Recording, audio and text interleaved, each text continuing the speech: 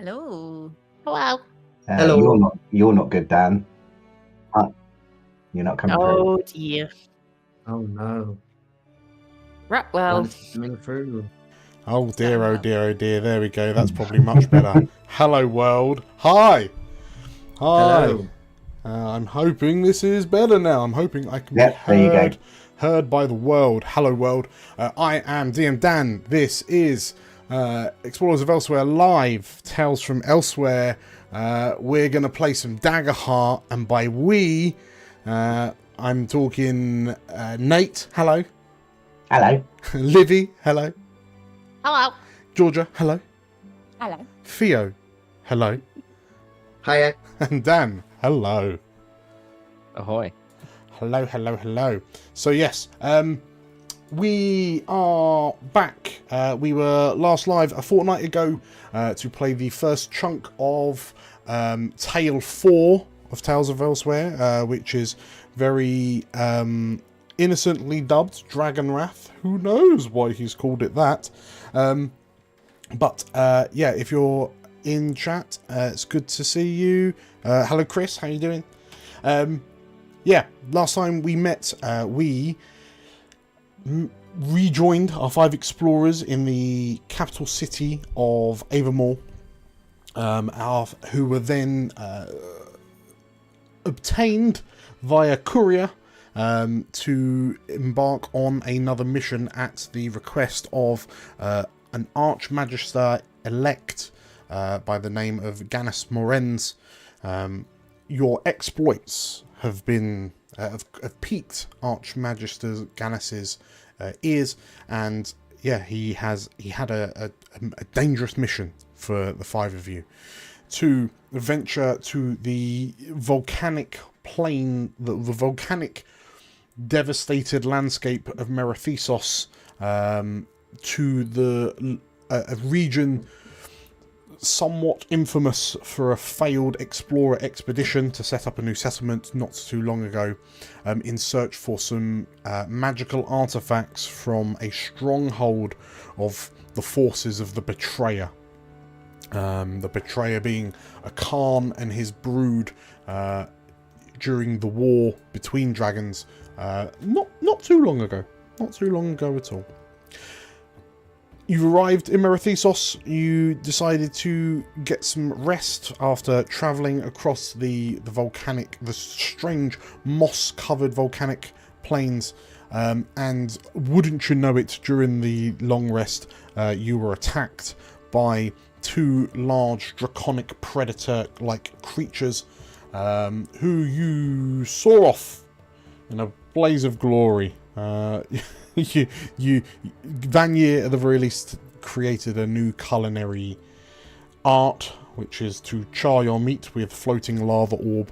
It was all very good, and that's where we pretty much left it, as you were picking yourselves up after the surprise attack. So, did I miss anything off? Or I think that's pretty much it. Yep. Beautiful, beautiful. We have our hope and fear from the last episode. If this is your first time joining us, hello, welcome. If you're watching us on YouTube, by all means hit the subscribe button, and then you can chat to us in chat. Or if you're on Twitch, you can just chat in the chat anyway. If you are excited for Daggerheart, make sure to hit the subscribe button, or the follow button, and yeah, we'll have loads of content like this coming out soon. Who wants to jump in? Let's go. Okay. Let's go. Intro time.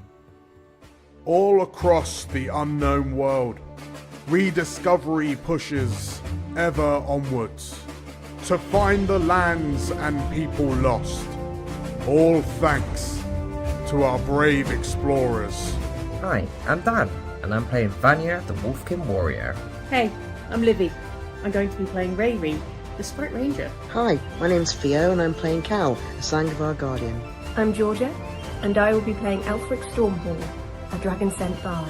Hi, I'm Nate, and I'm playing Azakar, a Majani Seraph. And my name is DM Dan, the GM in these adventures. The further we go, the more we learn of these magical tales from elsewhere.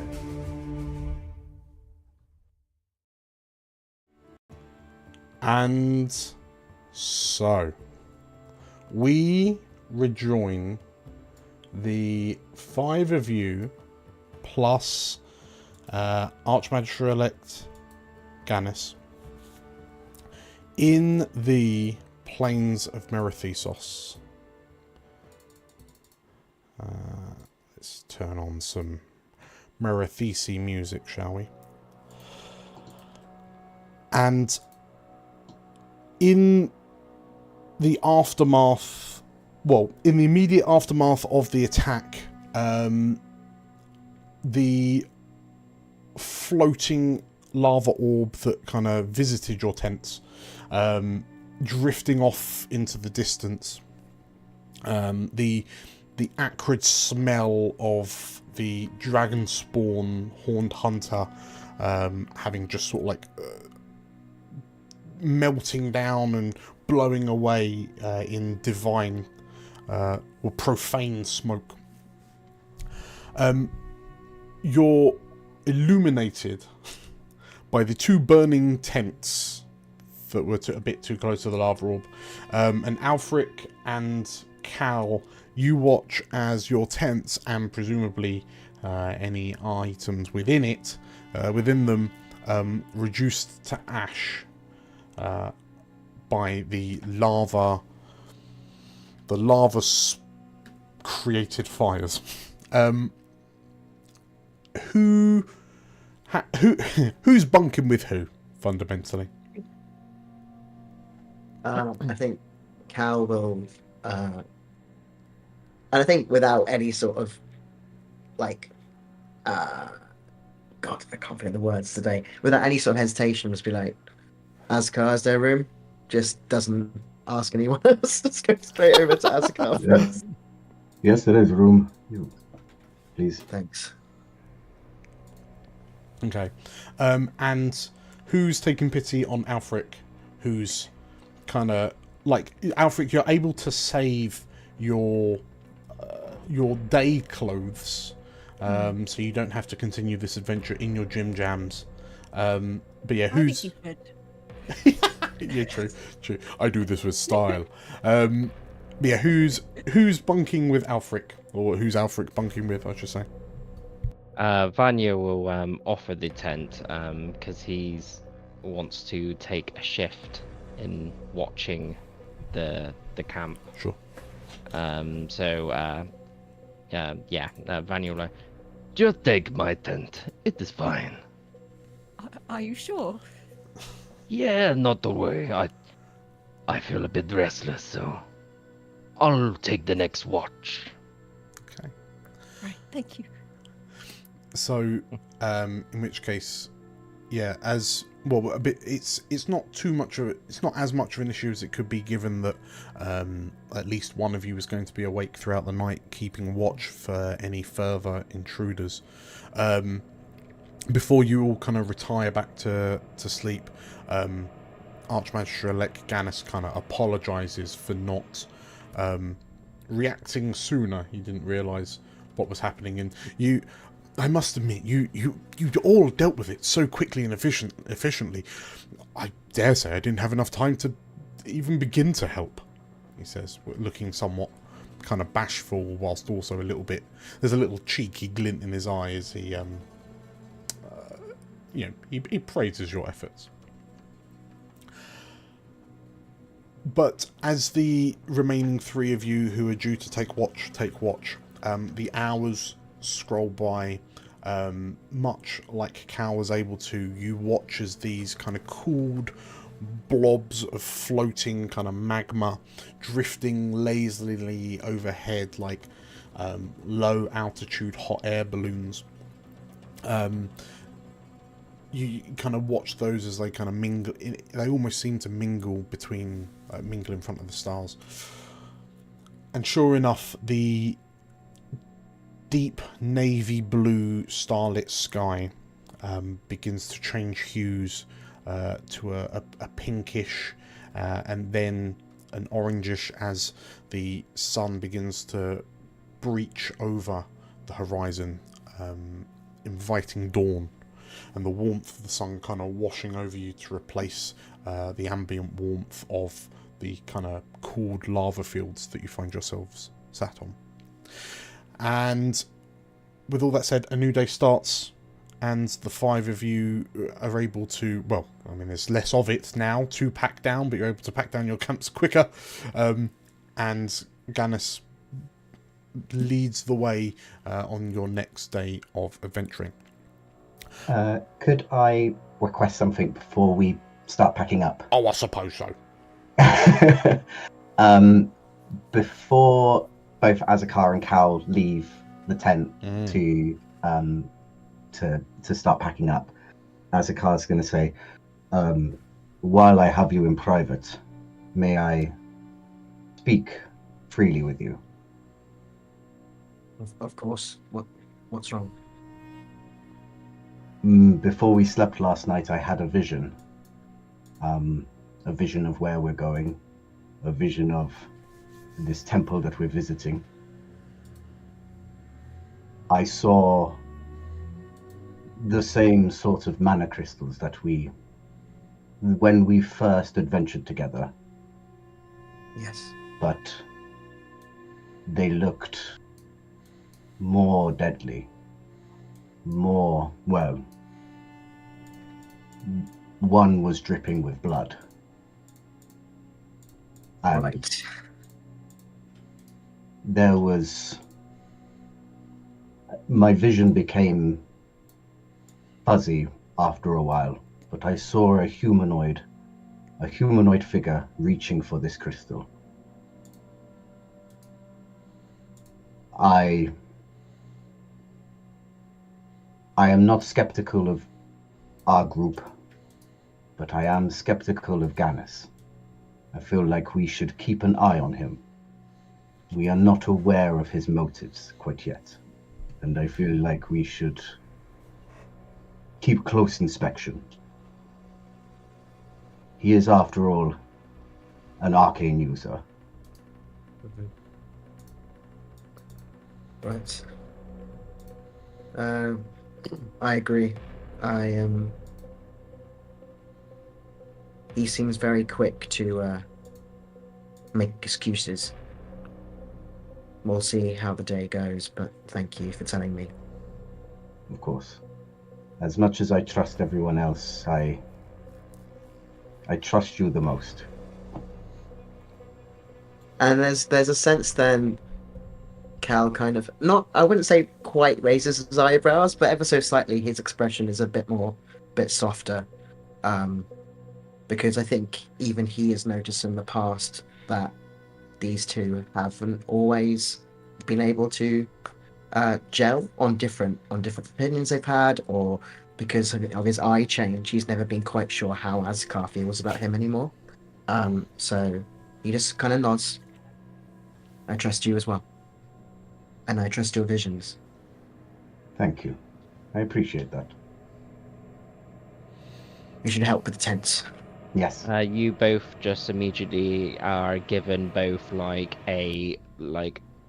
it's like a thick sandwich, like thick bread with sort of scrambled egg and radigator meat. We just see that enter the tent. Just two of them just slide in. Camera, just Doesn't want to disturb. It's just in between us as we're talking. Oh, thank you. Okay, so yeah, as your hand delivered your breakfast meals, Breakfast bats. Your breakfast bats. Yeah, as you pack down, you can see like everyone else kind of busying themselves, kind of packing up. Gannis is attempting to help Alfric with his tent, or is it the other way around? It's not entirely clear. But soon enough, the camp is packed down and you're on your way. Who of the 5 of you is leading this troop across the plains of Merethesos? So to paint you a picture, the sky overhead is clear, and it is a gentle like sky blue, like a baby blue, with very few. The few clouds that are overhead are very wispy in nature, but it stands in stark contrast to these. Yeah, they're almost like rolling fields. The terrain isn't flat. In fact, it seems to. It's clear when you know what you're looking at that you can see the sort of like the bulbous lava flows from what you assume was the eschaton at the end of the war, having spread out across this land, cooled, and is now carpeted with this vibrant orange moss. There are a few kind of rock-like structures jutting from the volcanic fields, but yeah, the rock-like structures are made of a dark stone, almost. They look volcanic as well. They're dark, porous material. But of the otherwise with the relatively featureless kind of plains, who is it that's leading the troop? Who's at the forefront? Vanya will offer unless anyone else wants to take lead, but I do have abilities that help. But I know that Ray's also got good capabilities as well. So it depends what Ray wants to do. Both go at the front. I second that. Maybe both of you lead, and then Askar and I can be at the back with Alfric in between us, so he's safe as houses in the middle. Sure. I know that Ray, you got Ridgeborn background, haven't you? So no matter who goes, we both get advantage on our roll for survival. So yeah, either or. Unless obviously, Dan, if you want to make a call, who has to roll. No, that's fine. Well, starting with Vanya, then, what obstacle that stands in the way stands in the way of the group? What obstacle is it that you kind of help with the most, for all intents and purposes? So it's either a geographical obstacle or not, as the case may be. But yeah, what was it? What's the one obstacle that you helped the party overcome? So just repaint me that picture. We're going along this harsh landscape with these these floating balls. Yes. Yes, that's a good point. Sorry. Yeah, overhead, the lava orbs that were crusted over in the night. Now with the higher ambient, like the higher temperature with the sun out, the crusts, the orbs have heated up. That the crusts have melted into the magma. So these are just, they look like floating, very small, floating suns. But their heat has caused them to rise up. So they're about 100 feet overhead. Yeah, so I'm imagining with this landscape, although it's quite barren in the sense of, it's not like traversing the mountain or anything like that. You're going over lots of fairly flattish landscape pieces before we reach like the cliffs and whatnot. But I imagine there's Vanya's using a lot of his senses, his sense of smell, and his heightened awareness as he steps through, testing where is safe to stand, because there might be some softer pieces of ground that might just crumble into these little gas geysers or lava, more molten areas that might not have a thick crust. So it's a lot of almost like traversing through a minefield, but in this scenario, all these molten steps, and it's just making sure he provides a party with a safe path through this harsh environment. Okay. So if it's, this sounds quite instincty. Yeah, I was planning to go with instinct. Okay. Because I've got the hope to burn. I've got heightened senses. I'm gonna spend a hope, and because I'm Ridgeborn, I have advantage on traversing harsh environments, cliffs, ledges, things like that. So yeah, I'm going to make this instinct roll with advantage, plus an extra 3 on top of this roll. Sure. So bear in mind, when you click instinct now, it will automatically roll your 3 in with the result. Okay, so let me click. I'm going to click the advantage button. Mm-hmm. And then I get plus 3 on top of that 20. Oh, plus 3 on for my so 23. 23 total with hope. With that instinct roll, and that was rolled with hope. Cool. Okay. So I just get the hope. No, I'm going to put it onto a Slayer die. Okay. So I'm going to go down to 5 hope. Yep. No, that sounds I'm good. just going to mend that. Daisy is extremely excited for you. Cool, fantastic. So yeah, with your eagle eyes, you manage to kind of you notice that there are a few spots where the crust is perhaps worryingly, the crust is weak enough that there's still some kind of magma flow. You can sense it from the smell, from the heat from the ground. But yeah, you're able to avoid Watch your that. steps. And Chris is right. Daisy is absolutely loving the extra Slayer die. But yes, you managed to steer the group clear of all of those. Rayri, in the second kind of part of the journey, what's the obstacle that presents itself that you help the group overcome?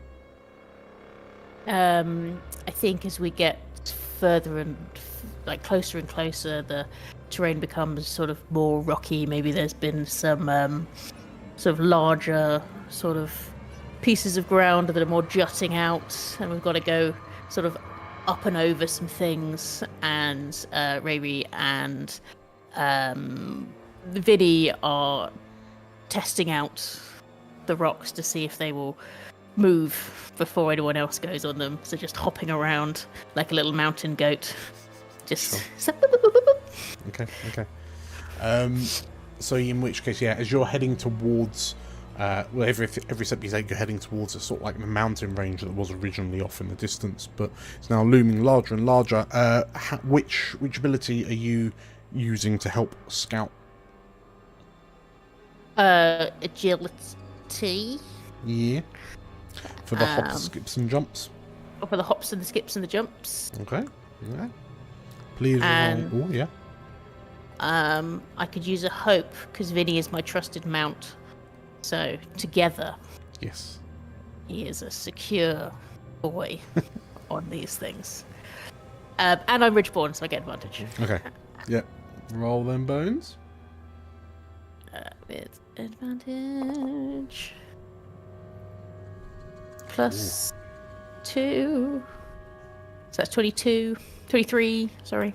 23 as well. With fear. Okay, so you're able to, as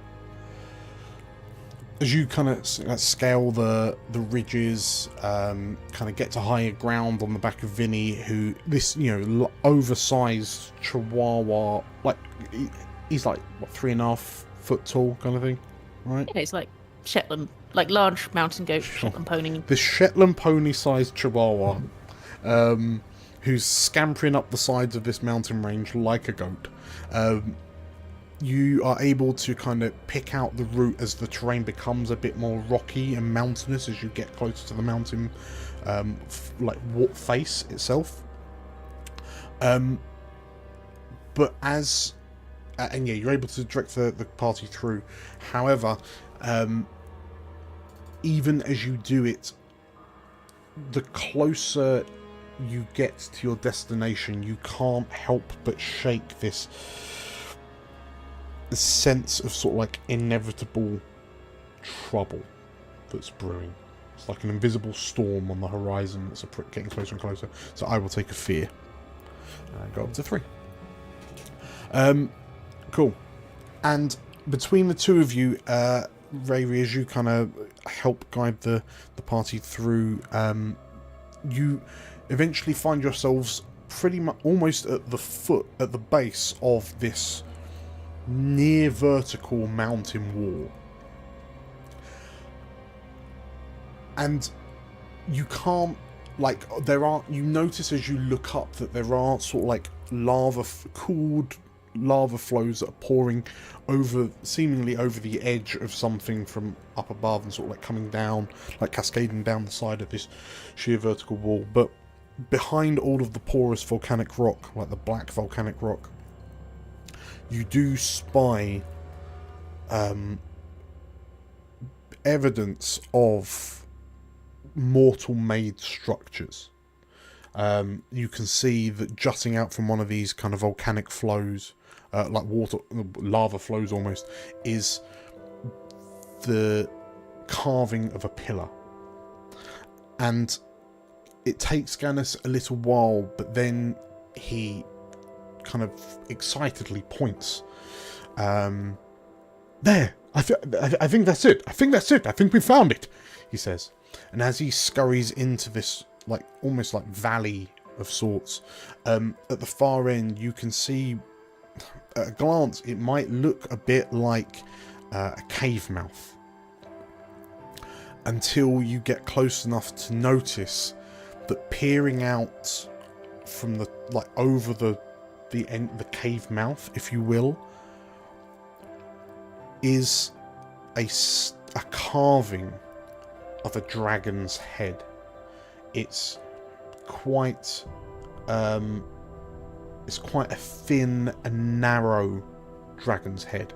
Half of its face is obscured by cooled lava flow.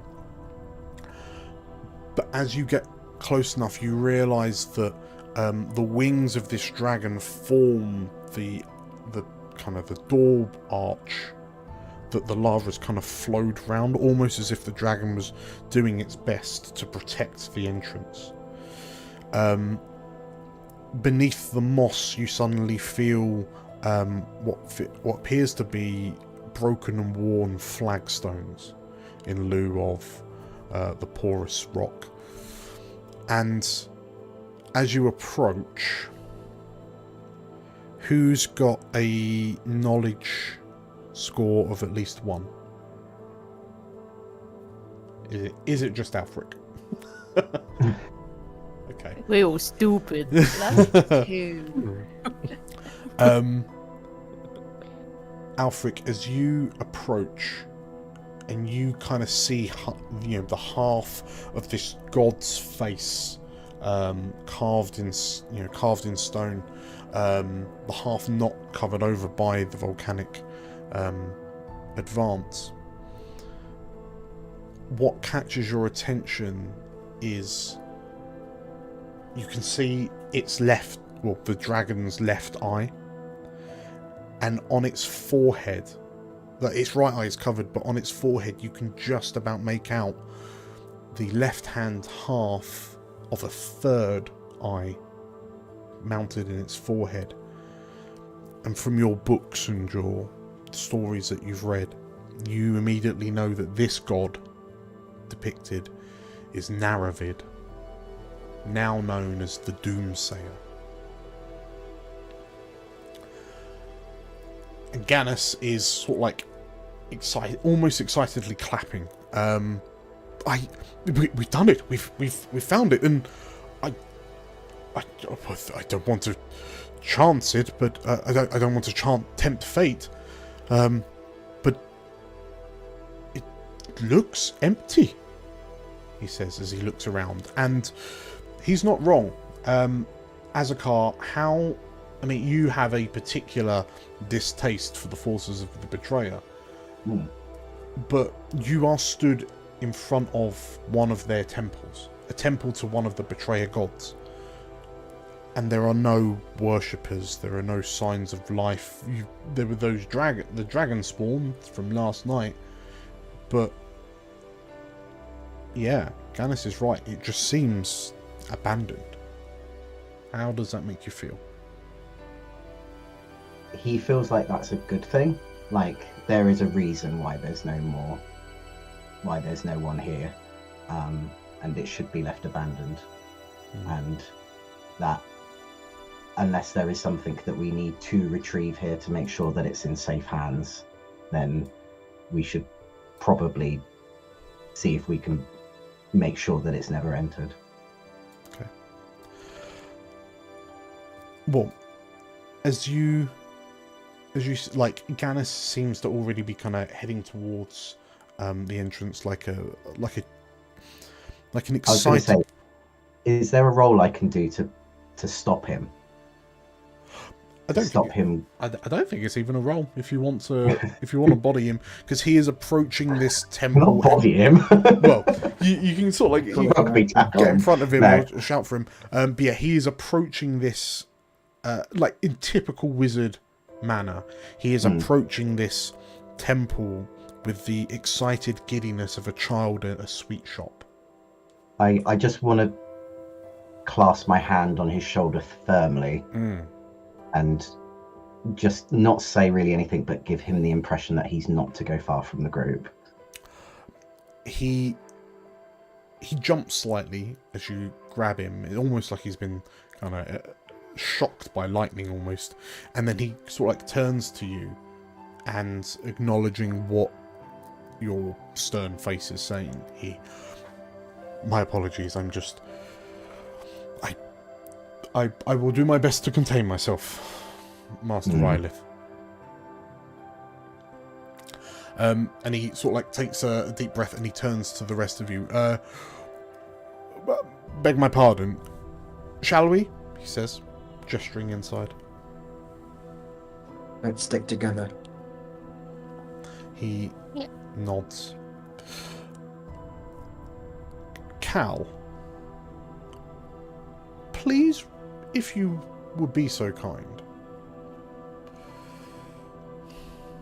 roll me a reactionary instinct or knowledge, your call. I don't know. Yeah, I think they're both the same, actually. Okay. There we go. In which case, your... Oh no, instinct. I'll do instinct. Instinct. Okay. Fine. So one I didn't add to my... Give me 1 second. The one is... and there you go. Roll normal. Okay. Not too hot. You will get... you won't get the hope mess, big man. It's reactionary. In which case, as you enter into the temple under this sort of like archway of this dragon, Alfred, have you, in your excitedness, have you kind of said who the god is? I think he's been a bit of a sad sack on this walk to the having lost his tent and everything in it. I think he's feeling a bit sorry for himself, but he probably does perk up a little bit at the sight of this. And also, it's a dragon, and he feels a certain affinity for dragons, even though, of course, it's not a well-regarded dragon. Okay. In which case, yeah, Cal, perhaps you're a little distracted by kind of Alfric's, like, a sudden, ever so slight kind of uplift in pep. But yeah, you glance at this narrow face of the god as you walk under the arch, and I guess it's everyone's in a weird position because gods are depicted in many ways, but less than 2 years ago, the vast majority of Elsewhere would have had first-hand accounts of what the gods actually look like. So while you notice that this sculpture is clearly a bit more kind of stylized, a bit more artistic than what the truth may have been, but there is if there is a deeper thought to be had, it's lost as you're kind of distracted by Alfric's pep. And with that, the 6 of you enter. Yes. Question. Dan. Yes. But because Vanya's not very intelligent, and seeing the look on Alfric's face. I'm like, Alfric, can you tell how old this thing is?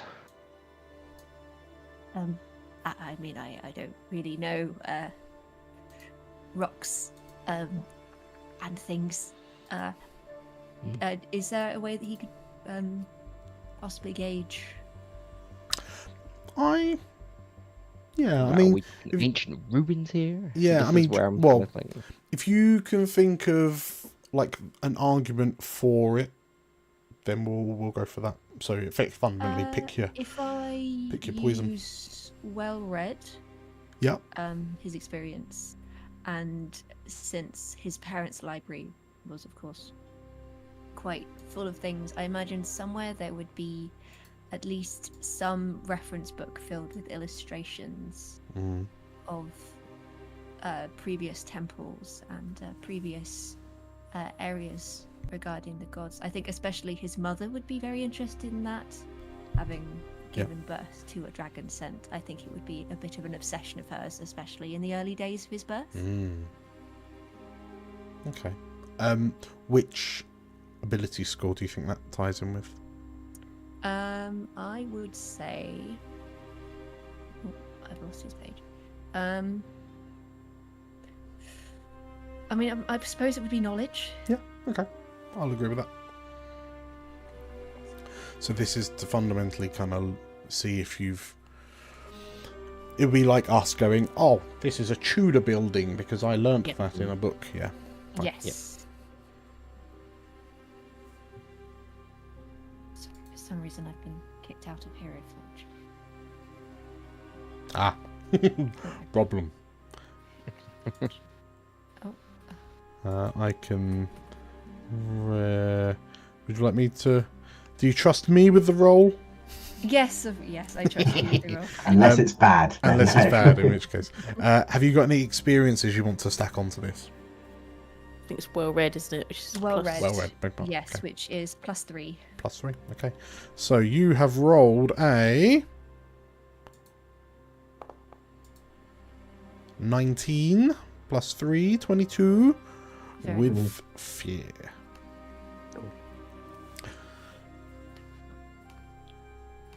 You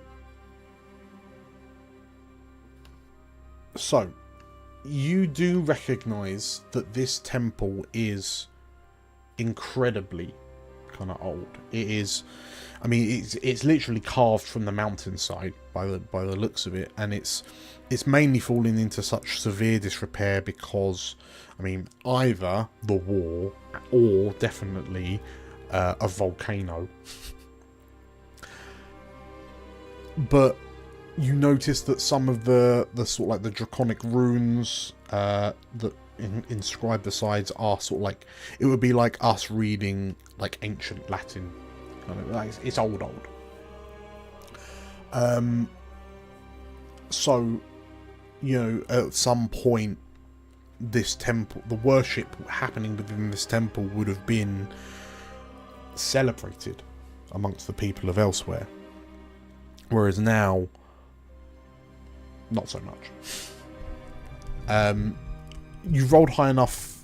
I'll let you ask me a question and then I'll answer it.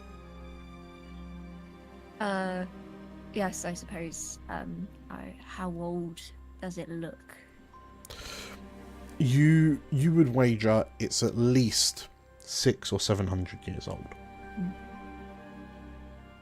I mean, you know, dragons have been the gods of elsewhere as long as anyone can remember. But yeah, this building, this structure, this carved temple has stood the test of time pretty well. It is banged up, but you know, we'll cut it some slack.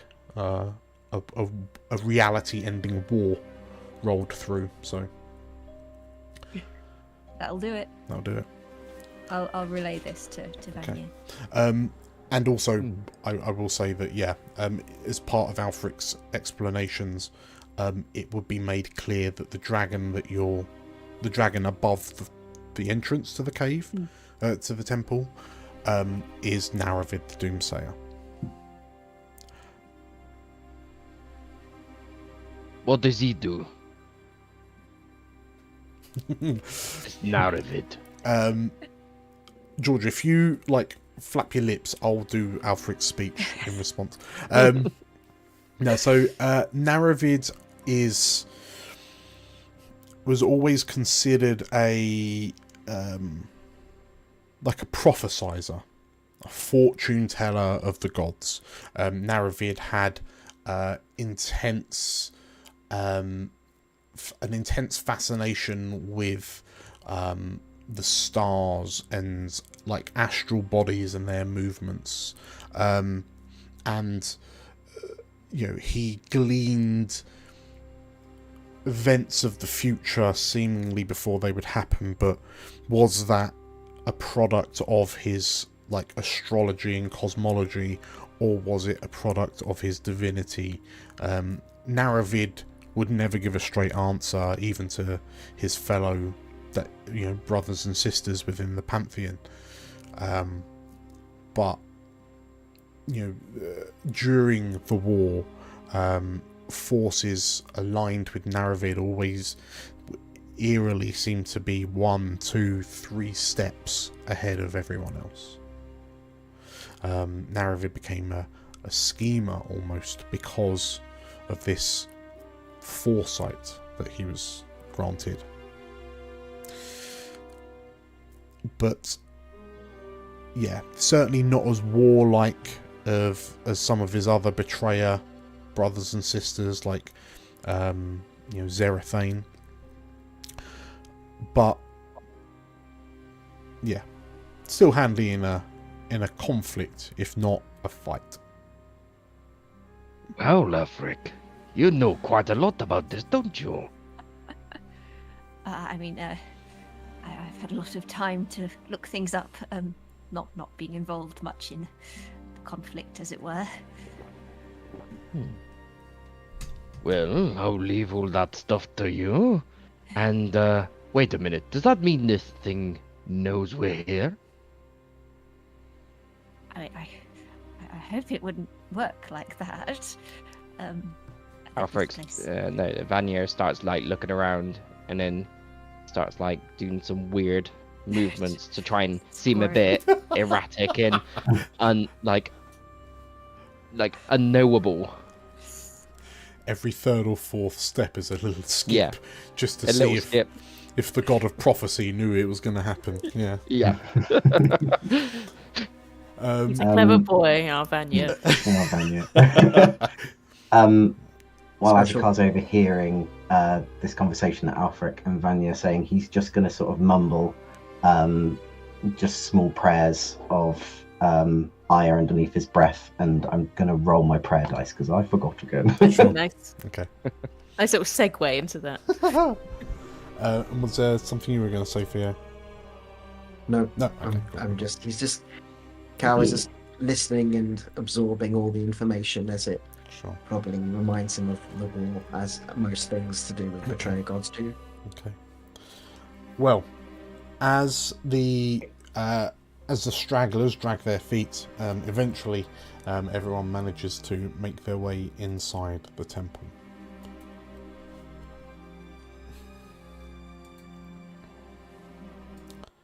And in the pitch black, you find yourselves having to produce lanterns or torches. So I will very quickly ask, who is carrying a light source? Does my head count? No. I'm carrying a torch. Okay, so Alfred's I'll be carrying a lantern. I've got a torch. Yeah, Vanya? If there's enough light sources, then he won't. But actually, do you know what? He can just drop it. So yeah, he'll carry a light source if need be, just so then he can just drop it on the ground if he gets in combat. Turn that back on, Rayri. Yeah. Has Vinny got one in his mouth? Yeah, can Vinny have one? Yeah, just hold it. Okay, well the 5 of you have light. Chris, you're absolutely right, it is very bright because there's 5 light sources bunched in the same place. But yeah, as you enter in through this like this entrance hall, you immediately find yourselves in a hall that widens out to, let's say, it's about 30 foot wide. Immediately in front of you there are two kind of pillars that rise up to this this kind of curved ceiling, probably about 30-40 feet above your heads, and you can see you can see what once would have been very beautiful like reliefs and carvings of draconic figures, so presumably sculptures of Naravid and the Naravid spawn, like the various dragon spawn that would have operated under Naravid.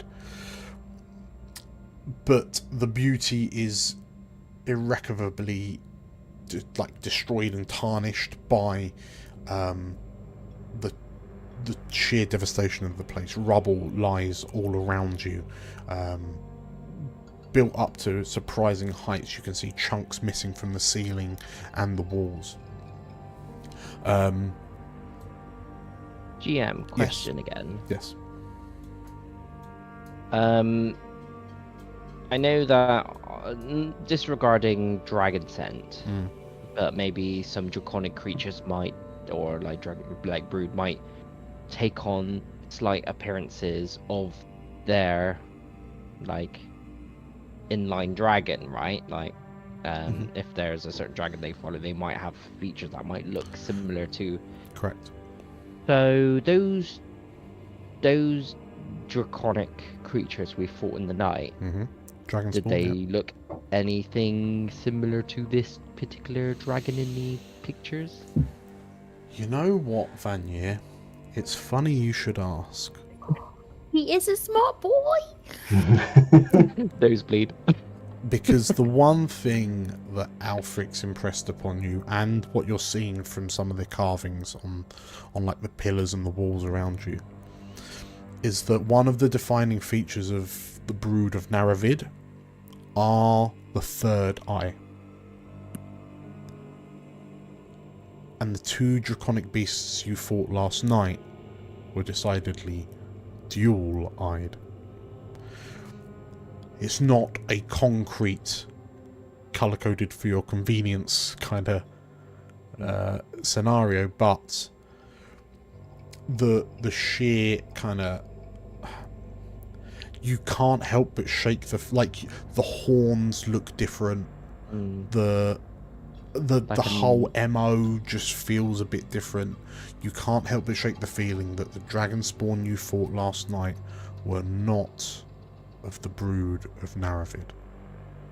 So potentially another, like, obviously brood of another evil deity that might have some sort of interest in this site. Yes, correct. Yeah. In much less prettier words, Vanier mutters these out loud. What do you 4 eyes. This guy, 3 eyes. Not same. Yes. Missing eye. What? The lizards from last night. Yeah. Then I'm assuming they're not of this draconic entity. Or in terms of brood or whatever. A lot of these draconic figures tend to have similar features to the deities they come from. I didn't really look at it. I was just looking at his big teeth more than I was looking at his eyeballs, to be honest. So was I. Well, honestly. hunter's instincts. I'm a hunter. What are you talking about? The hunter's instinct's not to get bitten. You know? Maybe I was thinking about how I might cook it, but hey. Yeah. One less eyeball kebab. As the two of you say this, like as Rayri and Vanier say this, Cal and Azakar, you can see that, like, past the rubble that lies immediately in front of you, this corridor, like this hall, extends for about 60-ish feet before it ends. There are a number of kind of pathways off, like on the left and right, two on each side. But you notice that there's a doorway about 60 feet in front of you, and through it you can make out a soft, or like a warm orange glow emanating from whatever lies further beyond. I will invite the 5 of you to move your models, move your tokens through the temple, within reason. But as you pick your way through the temple, over the rubble, you can see that a great deal of devastation has been wrought on this place. And Cal, as you pass through the doorway, before being accompanied by the others, you find yourself in what appears to be a very, very large amphitheatre of sorts, large enough that your torchlight doesn't reach like it just fades into darkness. But as you glance around, you also notice that chunks of the floor seem to have broken away and fallen into the earth, giving way to what you would expect is lava, which is illuminating the room slightly. And Azakar, you were the last to enter the room, and as you step between the two kind of carved pillars into this large room in this large amphitheatre, you get this sudden shudder of deja vu, as if you've seen this place before, albeit slightly more intact than it currently is. There are a number of kind of pillars broken and fallen down.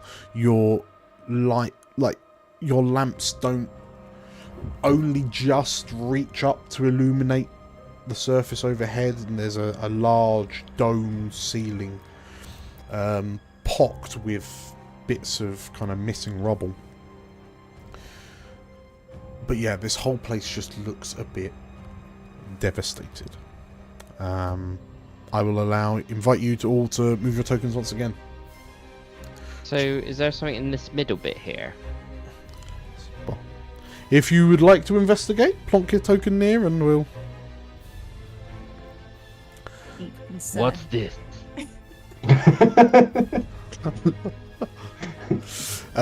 So, as you get a bit closer, on the floor, the floor itself is made of this, what would have been like a smooth, maybe polished stone, but over time has eroded it with dust and devastation.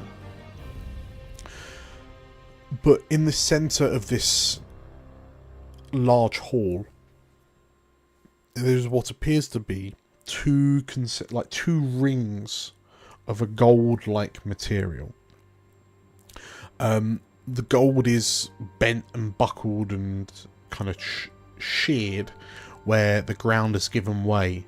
But Rayri, as you kind of investigate, you notice that to your right is a large, 10-foot diameter golden orb of sorts, like a large brass gold-like orb, which has kind of seemingly toppled into this fissure in the ground and gotten wedged, and the underside of it is slightly deformed from the heat of the magma reservoir underfoot. You can also see well, Cal and Alfric, you notice that there are a number of wrecked cogs of some sort, kind of interlinking with the gold rings, and there is another smaller gold orb kind of lying amongst them, which curiously has what appears to be an L-shaped bar jutting from it, and the L-shaped bar ends in a like as if it's snapped from something. But you can't help but get the feeling that this is all part of some sort of large contraption. And in actual fact, Cal, glancing around, you also spy that there's another piece of this contraption just a bit further on. And you recognise, as you get closer, that this also a brass or gold orb. It's got the metal bars coming off the bottom of it, but there are smaller spheres attached, and it reminds you of one of those planetary astrolabes. And this one, whilst more intact, the arms are bent and buckled, the orbs are dented from the what seems to have been the pillar that's collapsed on top of it. But it makes you wonder if this whole thing was some sort of large and extravagant planetarium, like constellation, cosmological path tracker.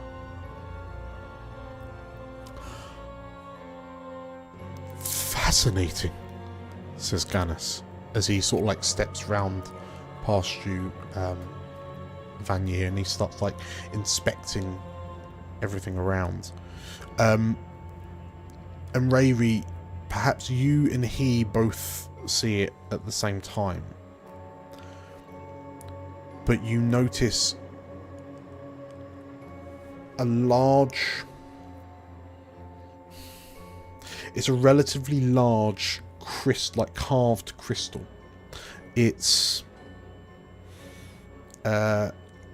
I'm not quite sure what the name of it would be, like what the name of the shape is, but it's sort of cylindrical, but made of sides.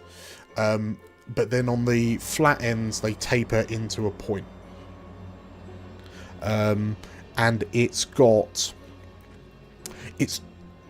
the around the round bit of the cylinder, that is made up of 20 sides.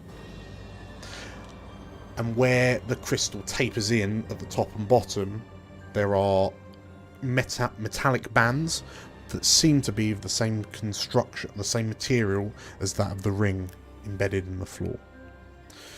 But you do notice that it looks cracked and heavily damaged.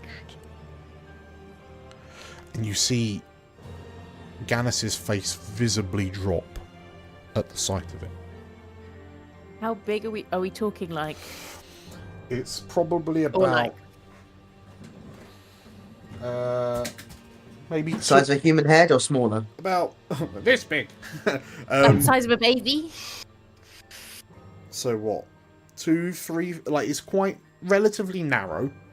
Like the circumference of it is relatively small, but it's about 2.5, 3 foot in length or height, whatever you want to call it. Is it attached?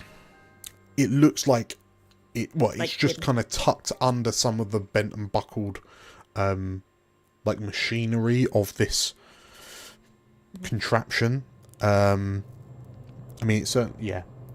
You can't help but shake the feeling. You suspect that it is part of it, but it looks like it has suffered a pretty rough fate. Is this one of the bits you were looking for? Looking at Gannis, looking sad. Yeah, Gannis nods and like kneels down to get a slightly closer look.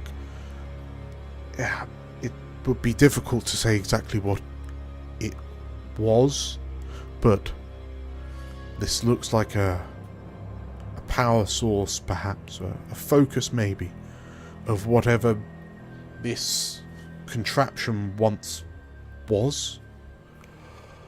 I suspect that there would have been an incredible amount of power contained within this crystal. Perhaps we should split up to see if there's anything else. There is more to this temple. Yeah, because splitting up's always a good idea in an evil temple. Well, perhaps we go in pairs. Then there's 6 of That would us, make and more sense. there's by my reckoning, he says as he stands up and has a little look. Perhaps one of you go left, one of you carry on, one of us go right. I think Ray looks to Azakar and Cow, who are much more the decision makers of the group. What do you think? Are we allowed? Cal, your thoughts? Like, above board, I think I am just concerned that whoever gets left with Gannis, that's the issue. I'm like, Not me. Like yeah. Leave Vanya with him. Like, genuinely, Vanya might be a good idea because Vanya will beat him up if we need him to. I just found him dead. I don't know why. I gave him cuddle around the neck. Yeah, I think Cal, having like leadership experience in this situation, he'll glance at Azkar a moment, consider, and then he'll be like, he will ask if Vanya can pair up with Gannis. Okay. Azkar go with Rayri, and I'll take Alfric. And we should have a signal if things go wrong. Okay. So, Well, Alf, should- which of those pairs is going left? You guys Go can there? choose where you go, by the way. Which? Let's go left. So, Rayri and You go left? Azakar go left. Yep. And I'll go right. Okay. Alfric and Cal will go right, which leaves Vanya and Gannis to go straight ahead. I mean, Alfric can do the telepathy thing that he has. You can only link with one person, but it does mean we're at least connected to one pair. Well, as you suggest this, Gannis looks over to you and that's a fantastic idea, Master Stormhall. Would it be wise if I can link our minds so we can telepathically talk to all of us, a conference room of sorts, who it would allow us to speak silently over distances? Elsewhere teams. Yes. Yeah. Who Discord. are we? Are you in favour of mind linking to one another? You what? You what? Perhaps it might not be as necessary for the two of us to communicate, Vanya, but if you wanted to be able to communicate with the others, you could do it with your mind. I'm sorry, Cal's like, fine. That's great. So, is anyone objecting to the mind link? Can we do it with Vinny as well? I fear the results may vary. So, Gannis, with your collective approval, you see him sort of like the crystal atop his staff begins to glow as he incants and runes emerge from it and begin orbiting around. And as he casts the mind link, your heads are filled with this high-pitched whining, like a screaming, and you all flinch for a few moments before it very quickly kind of dies down, and suddenly it sounds like you're in a crowded room, and eventually the noises begin to almost kind of coalesce into one another until you are able to hear 5 independent voices in each of your minds. So, question. Yes. Above board, are we able to have private DMs with the people we have now linked to, or is it always a group chat? This is unfortunately a Microsoft elsewhere Teams call, so yeah. Cool, cool. So no cool. slipping Just into wanted to DMs. check. Yeah, no slipping into any No DMs. DMs. Cal. You might all just like start just hearing initially like, wonder what I'm gonna cook everyone later. Yes. Yeah, is it like Maybe some stew. is it into our like? Do we have to like think about talking, or is it just linked to our brains? Consciousness. Because I think Rary's mind, as she's like ADHD, is just like. Gannis informs you that you can communicate, but you can choose to not communicate. yourselves. Yeah. So yeah, if you think about what you want to say, then that will broadcast. Sorry. So yeah, Sorry. no smutty, not safe for work thoughts accidentally slip. Well, maybe they accidentally slip out. Daydreaming. But yes, we'll start with Azakar and Rayri. As you head left out of the amphitheatre, you find what, like, as you step between two kind of cracks in the floor, it create almost like a bridge over the lava. You find yourselves approaching a ramp of rubble. And as you head up it, you are met with a somewhat chilling sight of what appears to be a camp of sorts, littered with old skeletons.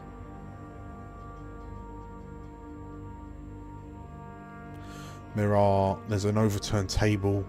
You can see there are, by your count, 4 tents. But yeah, presumably the inhabitants of this tent met us quite a sudden end. Is there anything around that we can kind of tell off the bat what might have happened to these people? You study the skeleton that's next to you, wearing some robes, and if this person was wearing any kind of valuables or jewelry of sorts, they seem to have been stripped from the body. But Azakar, you notice from the vestments that the design of the robes would imply that this person was once a worshipper of one of the betrayer gods. Perhaps a Khan, maybe Naravid. The cloth is too discoloured and kind of age-worn to know which team this person used to fight for. But looking around, you wonder, are these all that's left of the betrayer forces that stopped the expedition from sticking when that explorer expedition rolled through?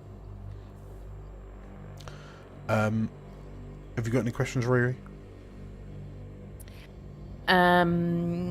Yeah, can I take a little look in the tents and see if there's anything like left in them, like supplies or things that they may have left behind, or clues? You know, a dead man's journal. That would be fabulous. Sure. Roll me a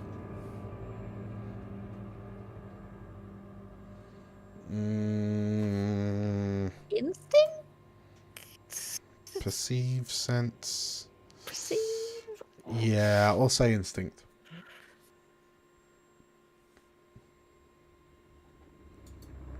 Oh, come on.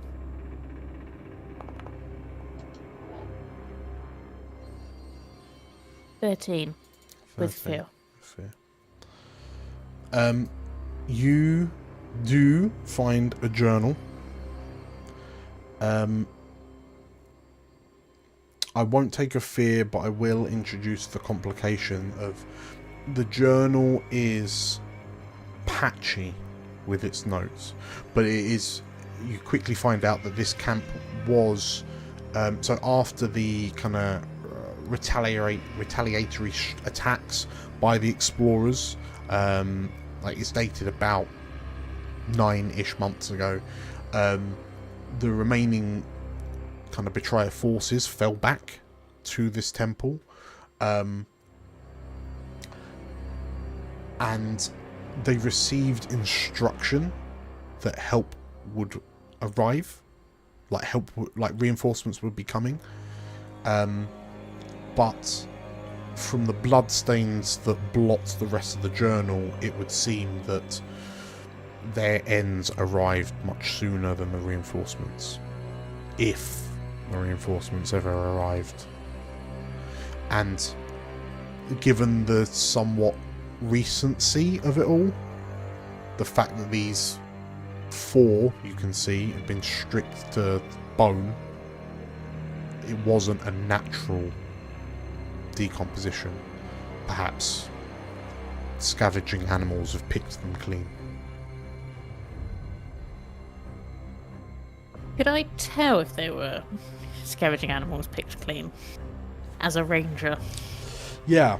In fact, It's got like little nibble marks in the bones. Things have been.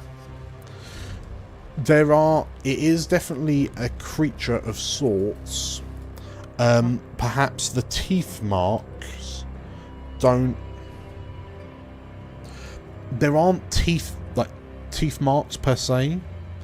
It looks more like something with a circular mouth,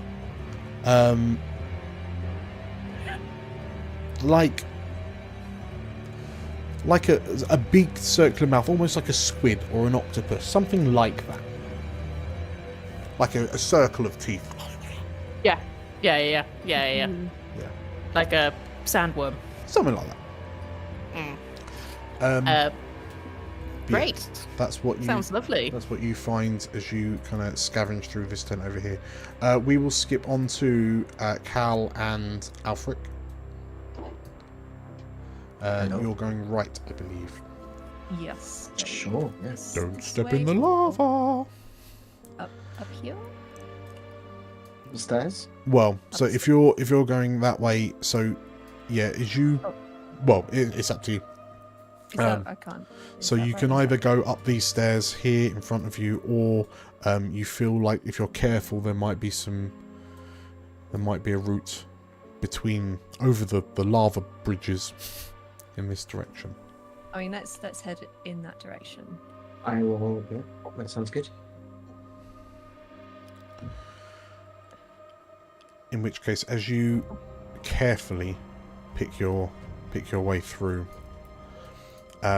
you also climb a ramp of rubble into another, like the wall is, there's a hole in the wall of this room that you've just stepped into, and you notice that there are more mechanical contraptions similar to the one in the central antechamber, albeit smaller. It seems to have been all but destroyed by rubble that has landed on top of it. But Cal, to your kind of left, you notice that what you would assume to be the standard entrance to this room has been blocked in, like caved in.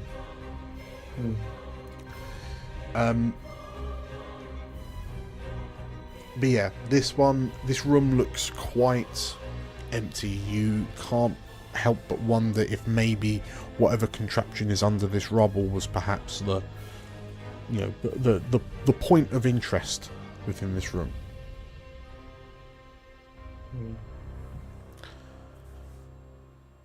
Interesting.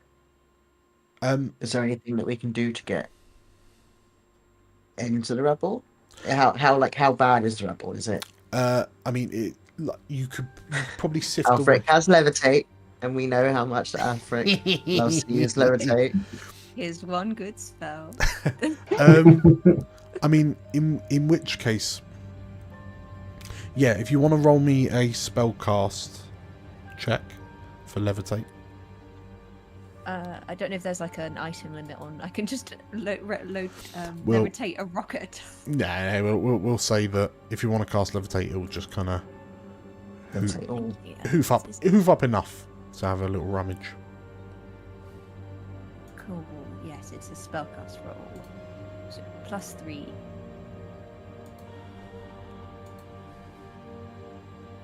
Ooh, spicy roll. Yeah. And hope. Okay. Yes. 18 with hope, so that's a 21 with hope. 21 with hope.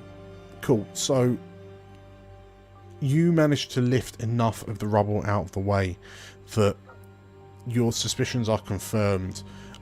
Whilst the thing is, bent and buckled out of any real sense of shape, you do get the impression that this was also some sort of like large, ornate and elaborate astrolabe of sorts. There's a central sphere which is then kind of orbited by other planetary bodies, which each of themselves have things orbiting around those.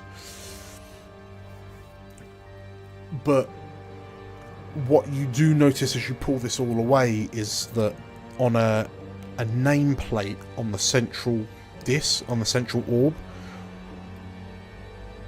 in draconic text, so it's like celestial if we were talking D&D.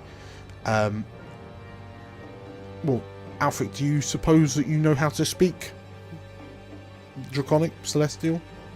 Probably he can get by with like the basics. Okay. He wouldn't be able to speak it fluently, but bits and pieces. That's You fine. can order a croissant. I mean, the basics is all you need, because you realise that this central orb depicts elsewhere.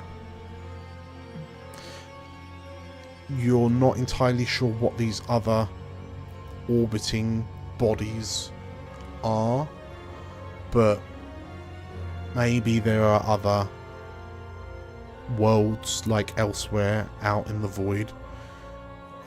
Or perhaps perhaps maybe these are, well, Cal, you've heard these stories that some of the stars, well, these aren't stories at all.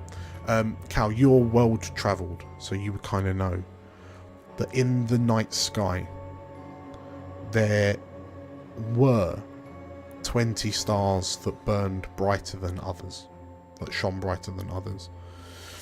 And you were told that these 20 gleaming stars in the night sky were the homes of the 20 dragons.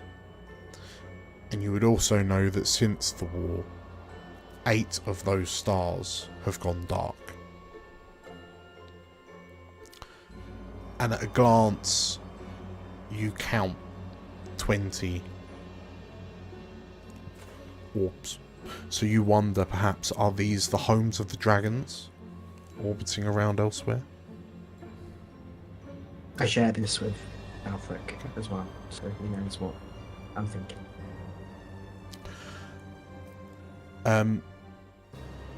We'll jump to the last two, so Vanier and Gannis. So as you step up, as you begin walking up, Gannis following in behind you. Vanier, as you head up the stairs, you step around the large kind of boulder, and you find that you can just about see through a gap in the rubble that's kind of collapsed in, that there is, you kind of get the impression there's an important room behind this wall of debris, but it is completely, like, it would be all but impossible to get in. It's just too much to move. Oh, I was gonna say, yeah. Is it would it have been a case where there was a way or a means with my sheer strength that I could find a means to get through? But if it's too much rubble, then yeah, it would be like a whole slabs of the ceiling kind of collapsed in. So I get the sense that this is definitely a dead end. Yeah. And as you do that, Vanier, are there any kind of quick snippet conversations that are happening over the mind link? There's a dead end here. We were like, we found some more tents. Do you want a tent? Alfric, do you want a tent?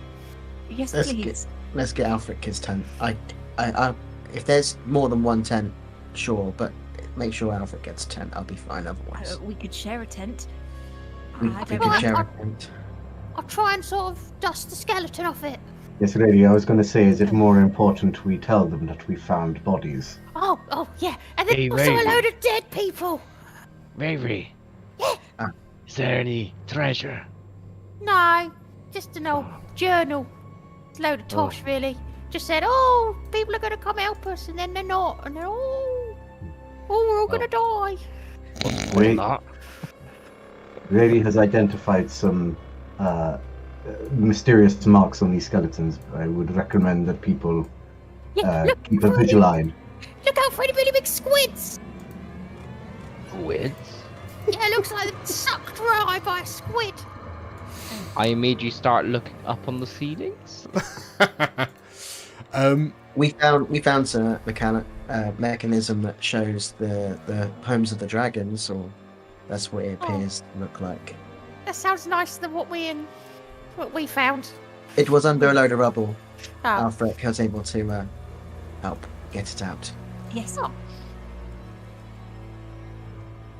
Who's... I think it might be Azakar, given the steps you've already taken on this path. You notice that there is one voice that is decidedly more quiet than the rest of yours. Yeah, I wonder. Vinny. And Vanier, Where's Gannon? as you turn around to look to see where Gannis is, you notice that he's sort of like he's stopped just outside of the ring of gold inlaid on the floor, and he's crouching down, and it's clear that he's kind of looking at something. And he's kind of muttering and murmuring to himself, and then hearing your footsteps kind of ring out over the sound of the magma bubbling down below. He looks up to you with this like somewhat like not crazed look, but he just looks a bit like skittish, and I think there's some power still left in this Vanier, he says, and you realise he's holding the 20-sided crystal. I guess Vanya would just be like, is this what we've came for? Gannis, like holding this thing, he's like turning it over in his hands, he's peering through it. It's reflecting the light from the ambient glow of the lava. And his head dips slightly, and then he looks back up to you. Yes, I think it is. And you watch as this mage, while looking at you, turns the bottom a click. And Vanier, you feel like the floor underneath you has just dropped out from under your feet. And the other four of you can hear Vanier and Gannis's voice slightly kind of echoing through to your respective rooms, and you also feel your stomachs lurch as if you've just begun falling through the earth. And you hear Gannis's voice echoing, I think this is exactly what we were looking for.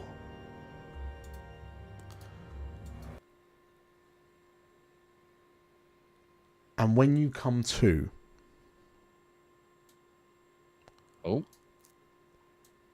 you find yourselves in rooms similar to where you were, but the surfaces are jagged and reflective, like they're made of a rough crystal. And for four of you, it immediately evokes memories of being in the Crystal Tower.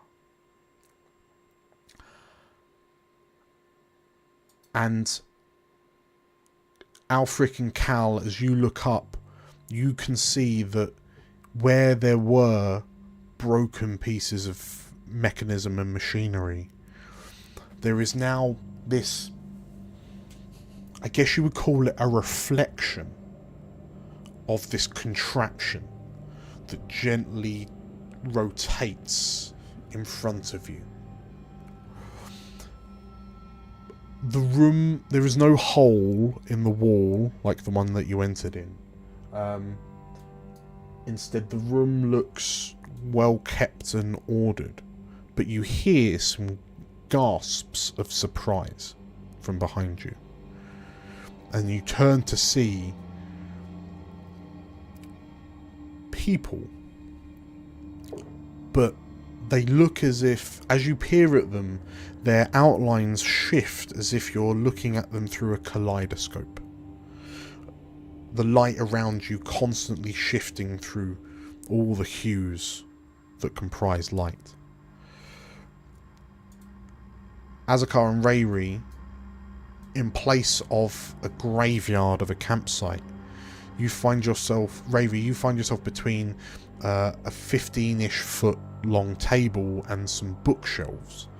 The ground underneath your feet reflects all of the imperfections that would indicate almost like a gem encrusted floor, perhaps, like a marble type floor underneath. Azakar, you turn to see two humanoids, Lorivar you suspect, turn and look at you with surprise as you seemingly appear out of thin air. And Rayri, you turn to see a Lorivar woman in robes, her face somewhat distorted by the shifting crystalline nature of it all, look to you and say, "Hello?" She peers at you, looking at you as if you're some sort of spectre or apparition. Azakar, as you glance around this place, it looks like the world, your vision, it looks the same as how your vision turned during your divination meeting. Vanyr, you land on your feet, seemingly, despite the fact your feet never seemingly left the floor. But instead of the kneeling form of Ganis, you see a huge mechanism in the centre of the room. You can now see the vaulted ceiling overhead. It's impossibly high up. And this thing, just this large kind of planetary astrolabe, just turns, and there's a sound of heavy clonking gears as it moves step on step. It stands proudly between 8 pillars that rise up from a ring of precious stone that circles this machine. And as you complete your inspection of your surroundings, you peer back up the stairs to what was a dead end, and you see a woman, a wolfkin woman, looking at you with a surprised look. She doesn't look as crystalline as everyone else, but you note that her skin is darker than yours, but in place of her left eye, there is what appears to be a blue gem. The headpiece she wears prominently displays another gem similar to it on her forehead, and your mind kind of goes to the depictions of Naravid that you've seen through this place. She wields a staff of a marble type construction with silver decoration. The staff topper looks like a spread fan, but upside down. And as she looks at you curiously from under this 3-horned headpiece, she bids you welcome. Hello, stranger. Hello? as she welcomes you, you see a shape moving behind her. I could smell it first. And this long, winding neck twists and lifts to reveal a head, undeniably draconic in nature. And as this dragon spawn looks at you, you notice that unlike the deep blue robes of the priestess, the scales of this dragon are a brilliant emerald green. And the priest, you hear a rumbling emit from the dragon. And the priestess turns and says, "Lord Eindrith, we appear to have visitors." And you, as this dragon peers at you through bright yellow eyes, the horns similar, undeniably similar to the horns of the hunters you fought in the camp. The dragon growls as it eyes you warily. And it dawns on all of you that you are now in a reflection of the Temple of Naravid at some point before its destruction. And as the enormity of this dawns on you, we'll grab a quick break.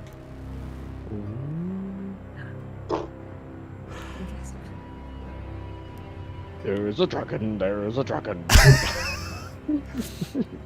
So, if you enjoyed that, make sure to hit the like button and subscribe if you're on YouTube, or follow if you're over on Twitch. We're going to continue this in about sort of like 10 to 15-ish minutes. So I reckon, let's say 15 minutes, which will mean we're back at 10 to 10, give or take. But yeah, comment or type in chat with your theories about what is happening to our poor adventurers, and after the break we'll see if you are in fact correct or not.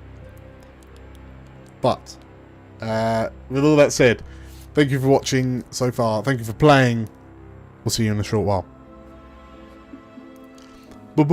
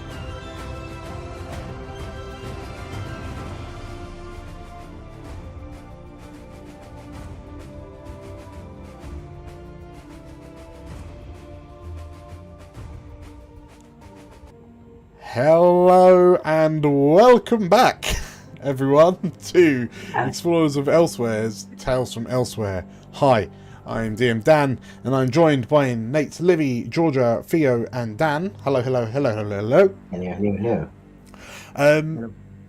We, just before the break, we are 5 intrepid explorers, found a temple of Naravid, the god colloquially known as the Doomsayer, and you went spelunking, you went niffing around, you found some skeletons, you found some tents, you found some impressive arcane contraptions, you found a magic crystal, and not a whole lot else until the crystal was activated and you found yourselves thrown into a bizarre crystalline world that is seemingly depicting a memory of something in the past, as suddenly this temple that was destroyed in the present is now filled with people, and to Vanya's excitement / horror, also a dragon spawn of some description who you've heard name dropped as Eindrith. So yeah, as the 5 of you, and your accompanying wizard is nowhere to be seen. As the 5 of you very quickly acclimatise to your surroundings, who would like to jump back in after an intro video? Yeah, go on then. Yeah, go on. Yeah, go on. Yeah, you go on. Yeah. All across the unknown world, rediscovery pushes ever onwards to find the lands and people lost. All thanks to our brave explorers. Hi, I'm Dan, and I'm playing Vanya, the Wolfkin Warrior. Hey, I'm Livy. I'm going to be playing Rayri, the Sprite Ranger. Hi, my name's Theo, and I'm playing Cal, the Sangvar Guardian. I'm Georgia, and I will be playing Elfric Stormhall, a Dragon Scent Bard. Hi, I'm Nate, and I'm playing Azakar, a Majani Seraph. And my name is DM Dan, the GM in these adventures. The further we go, the more we learn of these magical tales from elsewhere.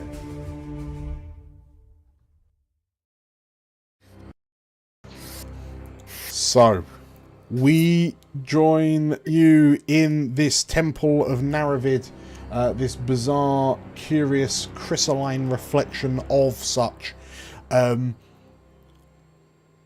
We will zoom in on Vanya. You are stood at the bottom of a flight of steps. Stood above you, at the top of the steps, you've assumed this lady, this Wolfkin woman, to be a priestess of Naravid, the Doomsayer. She looks at you with a curious look upon her face, studying you closely with one Wolfkin eye and one eye made of a rich royal blue sapphire-like gem. And as she sees you, like, what's your physical response to seeing the dragon spawn behind her?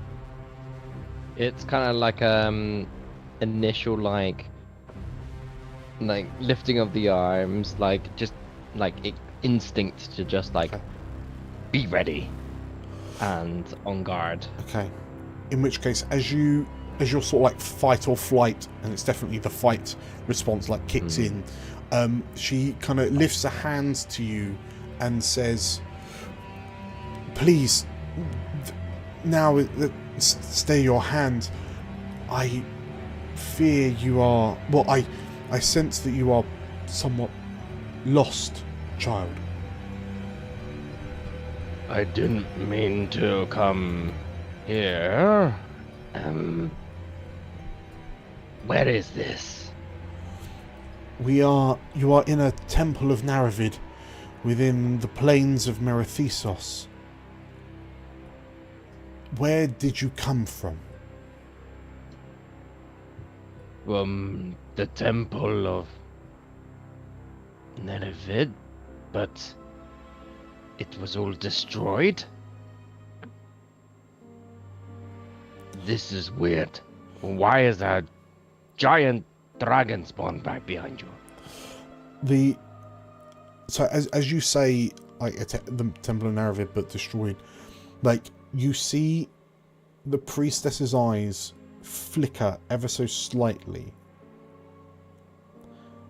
and then she returns her gaze to you, seemingly kind of steely, more steely in resolve.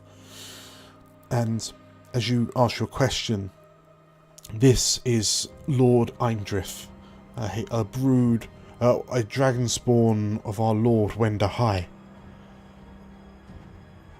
He is recuperating his wounds after a recent attack. You mentioned you came from a temple of Naravid in Merethesos. Have you travelled alone? No. And I think in my head, I might be in trouble. The four of you all hear Vanya say, I might be in trouble, in your minds. Let's snap to Alfric and Cal. You find yourselves in the same room you were in, but decidedly less wrecked.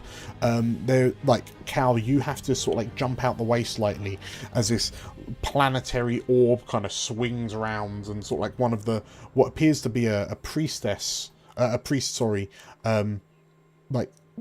jump, like hands out, it's like, look out, as this metallic orb that looks like coalesced crystalline starlight kind of swings around past you, and you move out the way. And like Alfric, you're also kind of warned as another another body, cosmic body, kind of hones in on your chest. And the priest looking at you, and who are you? Where did you come from? And as the priest begins bombarding you with questions, you then hear Vanya in your head say, I think I'm in trouble.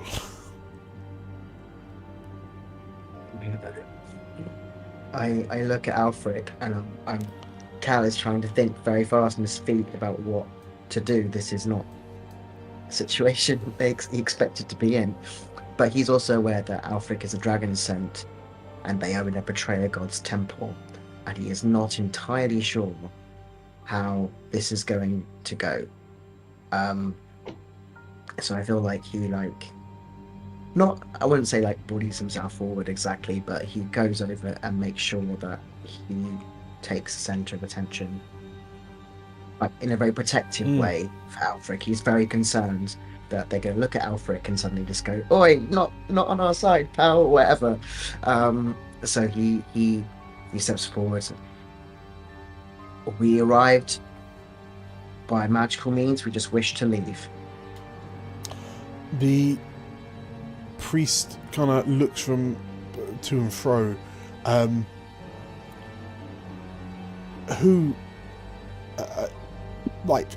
The priestess looks to the two of you, and are you the enemy? No. And the priest of Naravid looks to you, and Alfred, roll me a presence check.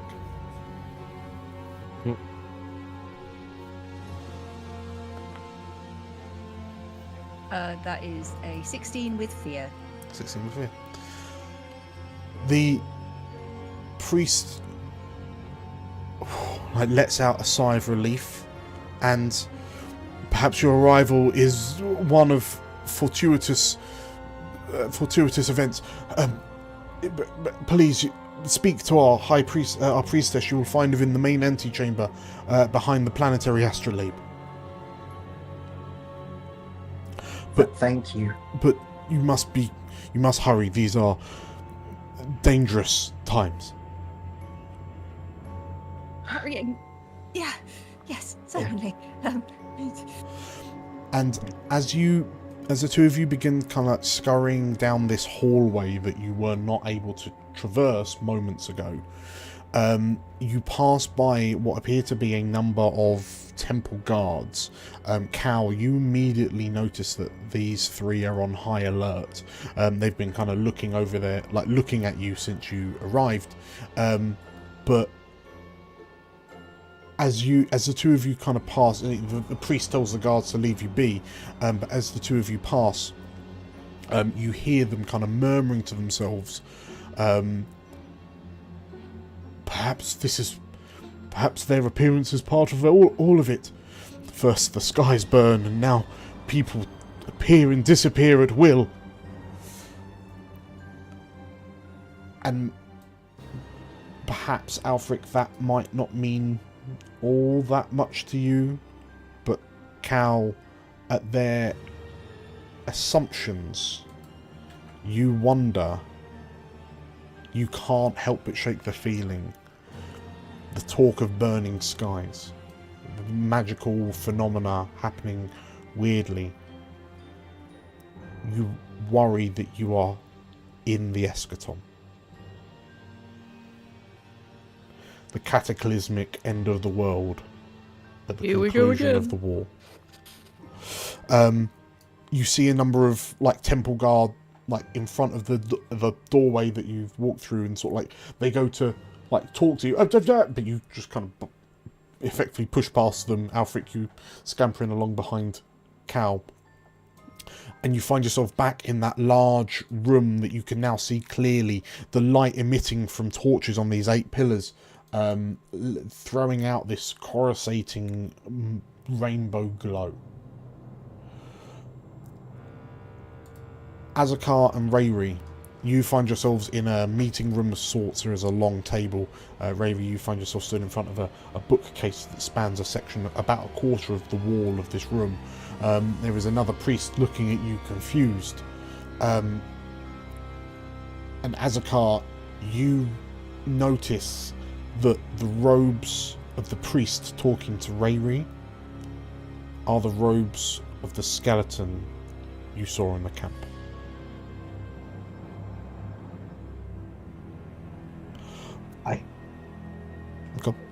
I was just going to say, have we heard Vanya yet? As the priest is saying to Rayri, like, oh, but what are you doing? Suddenly this ignorant sprite and a large hound-like creature have just materialised. You then hear Vanya saying, I think I'm in trouble. Cal and Alfric, are you saying anything over the comms? Yeah, I feel like we should say something. I was trying to think of what. I see a dragon. Yeah, heading to the hallway. Don't engage. There's too many of them for us. Do not engage. Yeah, for all intents and purposes, feel free to talk to one another in character, even if you're not near each other, because you can all hear one another. So, Azakar, yeah, you hear Cal's update. You see that what appear to be 2 temple guard have like taken defensive positions and are looking at you, like swords and shields drawn. There's no sort of like killer edge to them. They just seem more confused and disorientated by your sudden appearance. Like one of them's looking at you as if you are quite not right. As this Tron-esque crystalline humanoid sort of like looks at you. Ready, come on, main hall. And he's just gonna walk past them. As you go, the 2 temple guards like step in your way, and the priest kind of shouts out from the back of the room. Stop where you are. Tell us your intentions. Why are you here? We don't know. We're going to find out now. The priest sort of like flaps a little bit. The guards don't really look like they know what to do. I mean, Azakar, how does it feel? Have you got any holy symbols of Aya? on your. That's the thing. I probably do. Like my scimitar at least must have something that projects some sort of like a symbol of ire on it. Okay. Yeah. Are you being discreet with it? Are you sheathing it, perhaps? Get out of the way. He's got it. I think because he's very unprepared of what's happened, he is holding onto it tightly, prepared to fight, but he may necessarily be covering it, but just completely by accident. Okay. He's covering the sigils that he has on his scimitar. Okay. Do either of the two of you have any questions, or are you heading to the hall with Cal? I think Riri will just be following Azakar's lead, just kind of. Okay. In which case, the priest at the back is also kind of. Well, everyone in this room is flapping. As a car, well, actually, Riri, you kind of just sense the feeling between the people in the room, and it's weird because they don't seem like they're not people, because they almost look like crystalline ghosts of a sort. But you get the you can feel their presence for all intents and purposes, and you also feel this creeping dread that's kind of permeating this place.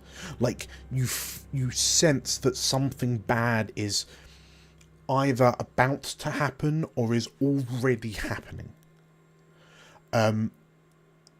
Azakar, you feel the same as well, but perhaps where you have a slightly stronger connection to Aya, which, if nothing else, you still feel deep within your chest. But perhaps you feel a bit more clarity, and the last time you felt like this was when the magics of the War of Dragons were tearing elsewhere apart. But yeah. Have you got any questions, sorry, or are you heading over? No, I think we're just kind of going close to Azakar, and as she's just sort of saying in her head, kind of forgetting that Azakar can also hear the link. Just like, I don't think Azakar's very happy. Okay. I don't. Neither am I. I think we better go. Okay. This is not good. So, as the two of you begin making your way down your hallway, as you emerge into like the entrance hall that you stepped through, 10-15 minutes ago, it is now complete. It is not laden with rubble, but one thing you do notice as you pass is that there are the temple guards that are standing around look extremely nervous. And Ravi, as you pass by, you overhear one of them saying, the scouts are reporting enemy movements. I worry that they're closing in.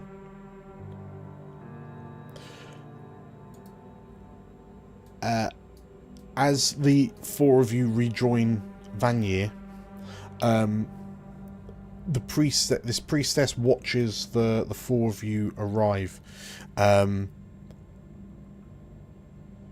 Does a group also minding the dog? No, I've already made that mistake once. Yeah, as the four of you arrive, the priestess looks slightly shocked. And how do the four of you feel seeing this kind of big leagues dragon spawn coiled up behind the priestess? How does that make you feel? Alfred waves.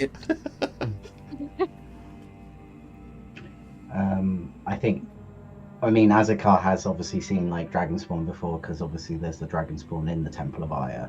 Mm-hmm. But could he possibly tell it's a dragon spawn from, who is it? Wender High. So Wender High. yeah, you, upon seeing this dragon, you remark from the curved, like the ram-like horns, that this dragon is of the same brood as the Horned Hunters, but you're able to very quickly acknowledge that it is a dragon of the brood of Wender High. Wender High being the oh no, I've forgotten the name of my own lore. Hold. I've got it up. Oh yeah. Wender High, I think it's the Beguiler? It's The in Beguiler. The Beguiler. The Beguiler, okay. Wender High, the Beguiler. You note that the dragon spawn is this long, thin, almost like eel-like body, but with 2 arms, 2 legs. But it seems to kind of be propped up on its serpentine body, like the legs and arms float almost as if they're underwater. If they're underwater, and you note that this dragon, Lord Eindrith, as you've been led to believe, appears to be wearing robes of Naravid, in a bit of a, like, is wearing the colours of Naravid. But as you approach and the priestess welcomes you, you hear in your heads, "These are strange times indeed."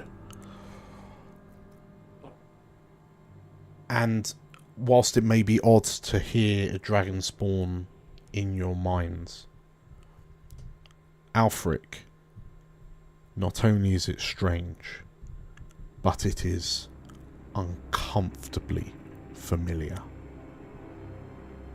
As you realise you've heard this voice before.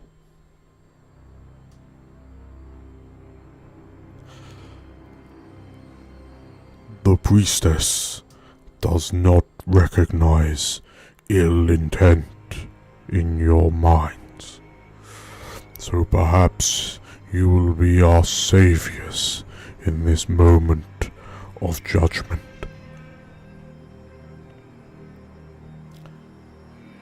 The priestess, she closes her eyes, and we have reason to believe that iron forces forces of the divinists are on approach. Today we make our last stand.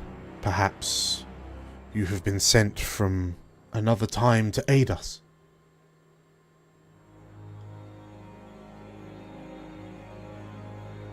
Hearing that, Azakar is then going to suddenly really realise that he does have sort of iron sigils on him, and really sort of grip hold of his scimitar, fully knowing just like, oh no. Yeah. Remember, you can talk to each other telepathically, so silently in that sense. Alfred is trying to work out how best to tell everyone that the last time he heard this particular voice, it was coming from a very strange circlet. In a certain wizard's tower that he was very, very proud of himself for not putting on. I think you just hear his little voice in the back of your head going, I don't think we should be here. Alfric, you are absolutely correct. This voice came from the disembodied voice from the black circlet in the trophy room of Archmage Ulick. That is to unpack later, but Alfred, you of the magic ilk, do you know how to get us out of this weird magic-y situation? I mean, I really only do kind of magic with my violin. That's not really magic. Not this kind of magic. The concern I have, says Cal in his mind, is that we are currently in the past, and the past is about to explode. I'm not doing this to scare you. I'm doing this to tell you that this is the end of the war. Everything is about to blow, including this place. So I think I don't know what to think anymore. If I'm honest with you, I don't know what to do. And Cal's voice, like his head voice, does sound a bit panicked because Cal is probably somewhere else doing his last stand, probably at this point in the past, thinking he's probably about to die. What? Wait, but I look the same. I'm not younger. Wait, what? We've travelled back. Cal, yeah, you look around, and based off like what you remember from the Crystal Tower, you can't help but shake the feeling that you are currently inhabiting a memory from Arcane Manor, in the same way that the Crystal Tower north of New Prosper conjured a memory from Manor to be manifest. It seems that now you are living in the memory. You are now part of the memory. So the question is then, above board, Dan, is can we get hurt in the memory of a manifested manner? Because if we can't, then that's useful to know. I can't remember the specifics. In real life. You discreetly pinch yourself, Cal, and you experience pain. Yeah, okay, we need to not be in the memory. We need to get away from this. What about getting that crystal? The Garvis twisted a thingy at the bottom of the crystal. Maybe we get the crystal and we do it. This dragon and priestess have just been like talking to you, and then the five of you all just stood bolt upright, silent. Side-eyeing each other. Is everything okay? The priestess says. Look, we have traveled seemingly into the past, and I feel we should probably be going. Sorry for taking up any of your time. How did you arrive here? I have no idea. Someone we were traveling with was fiddling with a crystal. The priestess looks over her shoulder to Lord Eindrith, and the two of them look to the planetary astrolabe in the centre of the hall. Did it look something like that? She says, pointing. And it absolutely is. Yes. That. The two of them look to one another again. We had only had suspicions of such possibilities in the past. It was a concept dabbled with by the clergy of Hydrea, but I feel that if you are from a future time, you have travelled into a conjurate memory of this moment. Do you have the crystal with which you travelled with? So look at Vanya. No. Gavin, whatever his name is, did. Gavin. Sir Gavin. Bloody Gavin. The priestess thinks if that crystal still exists in the future, then, and you are here,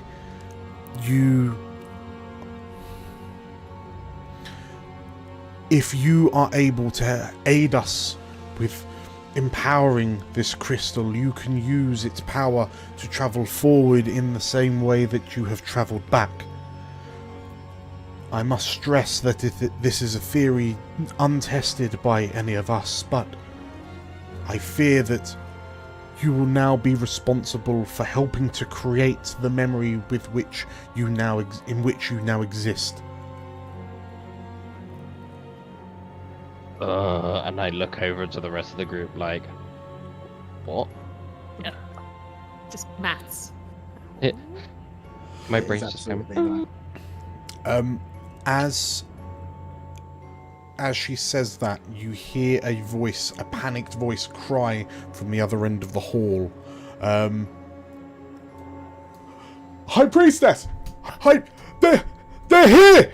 They're here! You hear this voice call out, and Eindrith looks up to peer past the astrolabe, as does the priestess, and you hear a commotion near the entrance of the temple.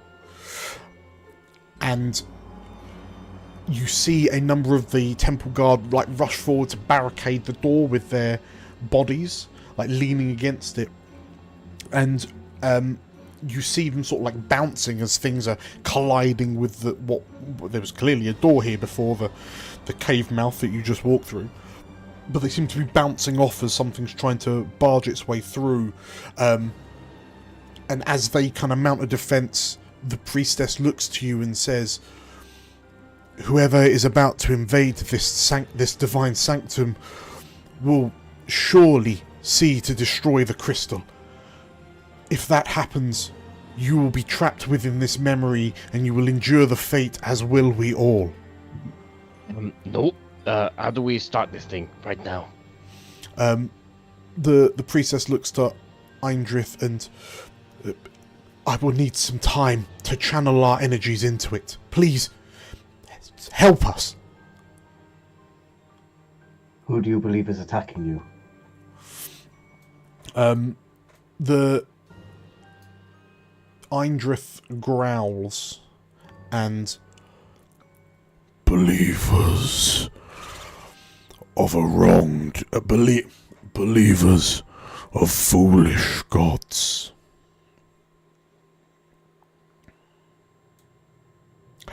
Cal knows that this is going to be very difficult. No other choice, folks. We better help out so they can get us back. I will allow you, as the priestess moves down to begin channeling a ritual into the astrolabe, to empower the crystal that will send you out of this memory. Please move your tokens as we begin combat. I'm going to get myself to I the very forefront. I can be far away. I think as we're moving around. Where's these doors? Down in the southwest corner, yeah. So where I am now? Well, let me do that. So yeah, as you stand in the doorway to the main hall, you can see that there are a number of temple guard that have kind of materialized around the doorway, preparing to defend it. Is everyone else feel free to carry on moving? Yeah, I'm just gonna... I need to do something in character as Cal first, because I feel like it's very important. Cal is going to look to Azakar, because he has figured out exactly who are coming through these doors. And he knows how he's going to feel about this as much as he feels about this. And he's going to have to say it in the group chat, because he can't say it outside. Mm-hmm. So the group chat are going to learn everything. But Cal is going to say, the people we fought for are attacking this temple. But if we do not fight them, we will not get home. And I hate this as much as you hate this.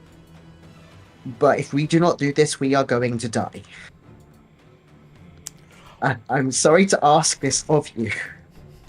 But if we do not do this, we are all going to die. Awkward. Oh no. Azakar's not saying anything. He is standing relatively uncomfortably close to the High Priestess.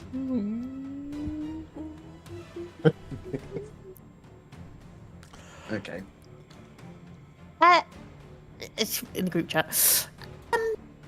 Wait, but what? Will we change the course? Is this in the pot? I don't want to change history. Are we? What are we doing here? This is the problem. This is the problem. I don't know what happens here. We know eventually everything that happens to it, but I don't know if necessarily we do it now. Well, Like, if we kill everyone who comes in that door, what if that changes what happens in the future? Can't we simply knock them out, perhaps? Well, all of them. I'm sorry, folks, but this is a do or don't. We've been given information. Let's do this. They've been forthright. As Alfric is just like, can we just knock them out? Azakar, you feel a presence waft behind you as Lord Eindrith swoops down the stairs and with a bellowing roar shouts, "To battle!" And like soars over the astrolabe towards the front of the hall to provide defences there. Is everyone placed where they want to be placed? Yes. Okay. I have a feeling that if there's like a humongous explosion, then I might be in it. So maybe if I was over to the side. As you fearfully cower away, Vanya, you hear like the temple guards have like prepped against the door and like nothing's happening. Someone's clicking the wrong button. sorry, maybe I don't know what I've done. I'm so sorry. And mass explosion. And now we're all aflame. I don't know how to get. What have you done? Okay, right, I've got it. No, I'll stay where I was. I've got it. Okay, stay where you were. Thank you. Okay. In which case, Vanya, you hear sort of like the guards have been kind of get knocked back by whoever's barging in on the other side, and they all sort of like hurry back to reinforce it. And then there's like a silence for a moment and a pause in the tension, which only works to ratchet up the tension. And suddenly there is a nimbus of light with like beams of light shine through the cracks between the doors, and the wooden doors are blown inwards, knocking back the temple guards who land scattered in the hallway. And as light pours in from outside, you see a number of soldiers surge into the hall. You see a number of soldiers surge into the hall. Vanya, from your position, you spy a number of soldiers. I mean, you didn't. By the sounds of it, you didn't fight in the war per se, but you notice that they're all wearing a kind of a quilted yellow uniform, a metal breastplate, identical shields and spears. So you notice these soldiers surging in. Perhaps more fascinatingly, you also spy 4 robed figures, wearing black robes, large, kind of loose black hoods, lined with white. These strange metallic, like claw-like masks covering their eyes. And what piques your attention when you peer at them, Vanya, is they almost vault in between and like dart in between the soldiers as they like speedily advance on the enemy, and with whistling sweeps they swing this ornate-looking scythe into the enemy ranks, and the temple guard kind of are knocked back by the sudden assault. You hear one scream as a scythe arcs round and goes round the edge of his shield and cuts into his arm. And as he sort of like roars, you watch as this black-robed figure deftly spins the scythe, and with a swing, one of the guards is decapitated. Vanya, roll me a knowledge check if you want to see if you know, like a reactive knowledge check to see if you want to know who these figures are. I've got a 0 on this. So let's see. Press something again. So I'm gonna stop touching. 18. 18.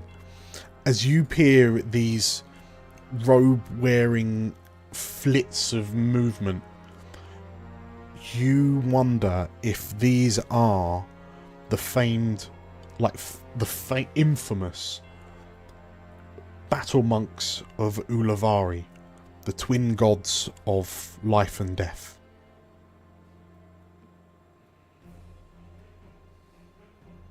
And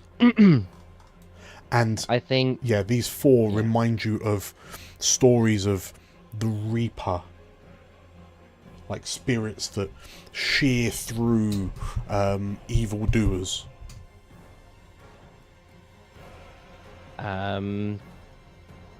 Yeah, I probably Vanya probably just relays this into the chat, like what he just sees.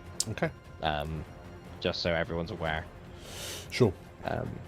So Vanya, as you watch this all happening, those of you who are around the High Priestess, you watch as she sort of plants her staff, and she begins kind of enchanting and toning in Draconic, and you watch as this crystal begins to glow ever so slightly, and then with her eyes closed, kind of not diverting attention, she just says out loud, "Please, we must divert the energies of the temple to the astrolabe. The rooms are near the entrance. Please, hurry!" she shouts out. So, with that, all of that laid out, who's taking the first turn?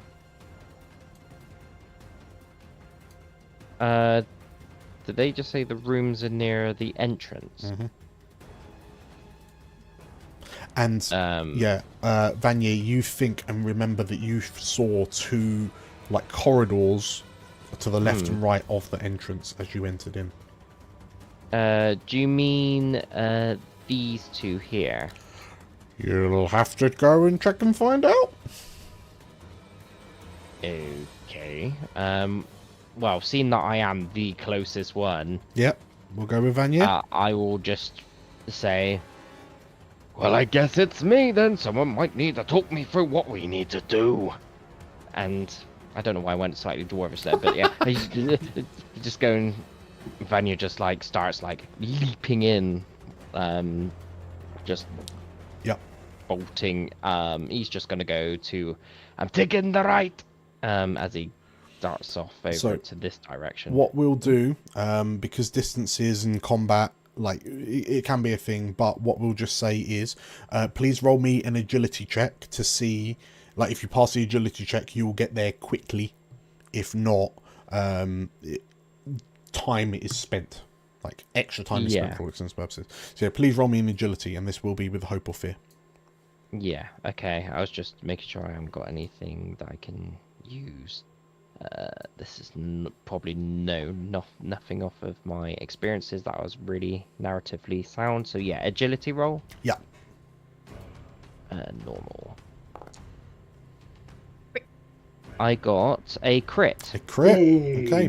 So you gain a hope, if nothing else. Yeah, you're able to immediately move up into the room where the artifact is.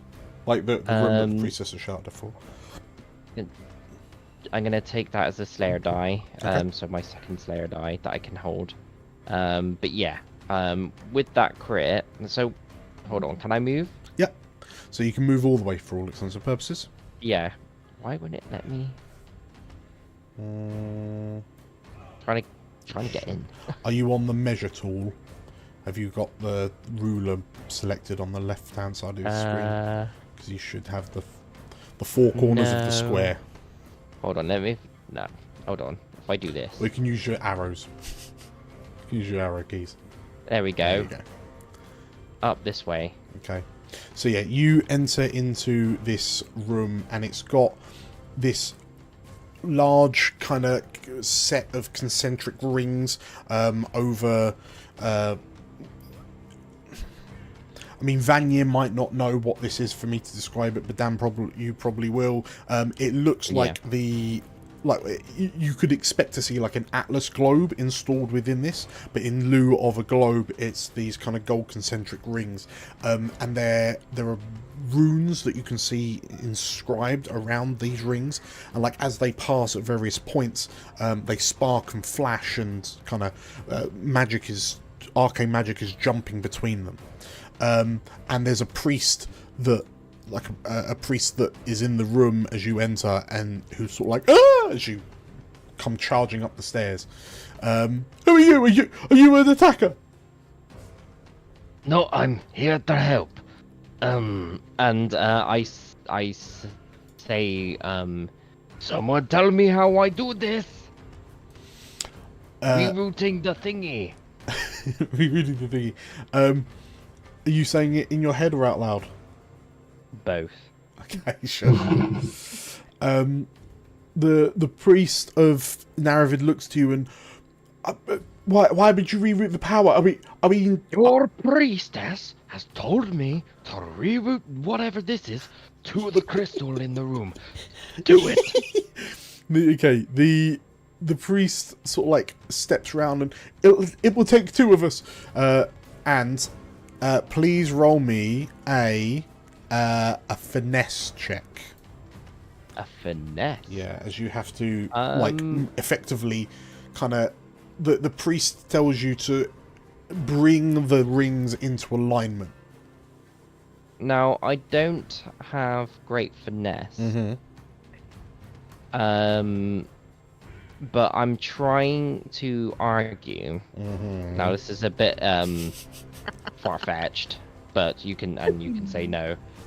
But I'm gonna try and use my experience of heightened senses to try and, rather than be listening to everything that's going on, to focus my attention on what he's telling me to do. Sure.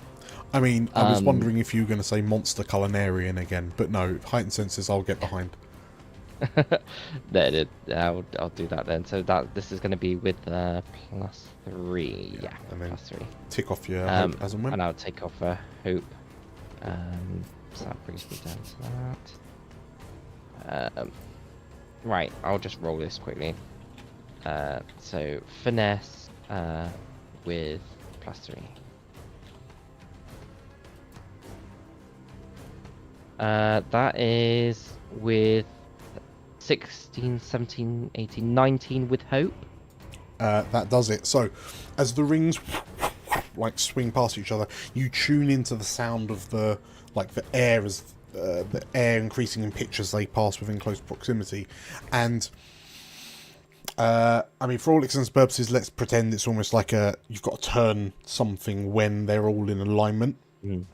And like you can see the priest, like the camera zooms in and there's like a trickle of sweat, crystalline sweat dripping down this memory's forehead. And a 19, as you like hit the plunger, the rings lock into place. All the runes ignite and they all fire their arcane energy inwards. It forms into this kind of ball of light, which then crackles and then drops down into the ground. And like unbeknownst to you, in the main hall, you hear Azakar, you see that the crystal lights up slightly. Anything else, Vanya? I think that's pretty much it for your turn.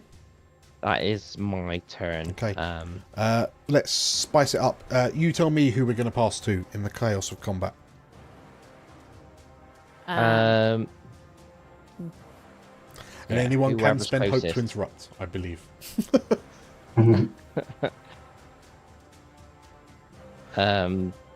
Yeah, I basically what I'll do as I'm doing this, I was like, whoever is closest to the front, come and get to the left corridor now. Get someone to help you reroute this thingy. I think that's Alfric, and he does have quite good finesse. Okay. So we'll start. It's Alfric's turn. In the shadow of Lord Eindrith, to your right.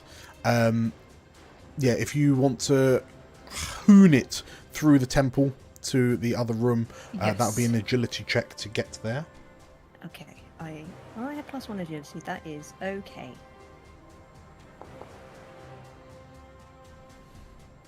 That is a 17 with fear. 17 with fear. Very good. So you do, in fact, make it. What I'm going to do is I'm going to move you to right about here for a moment.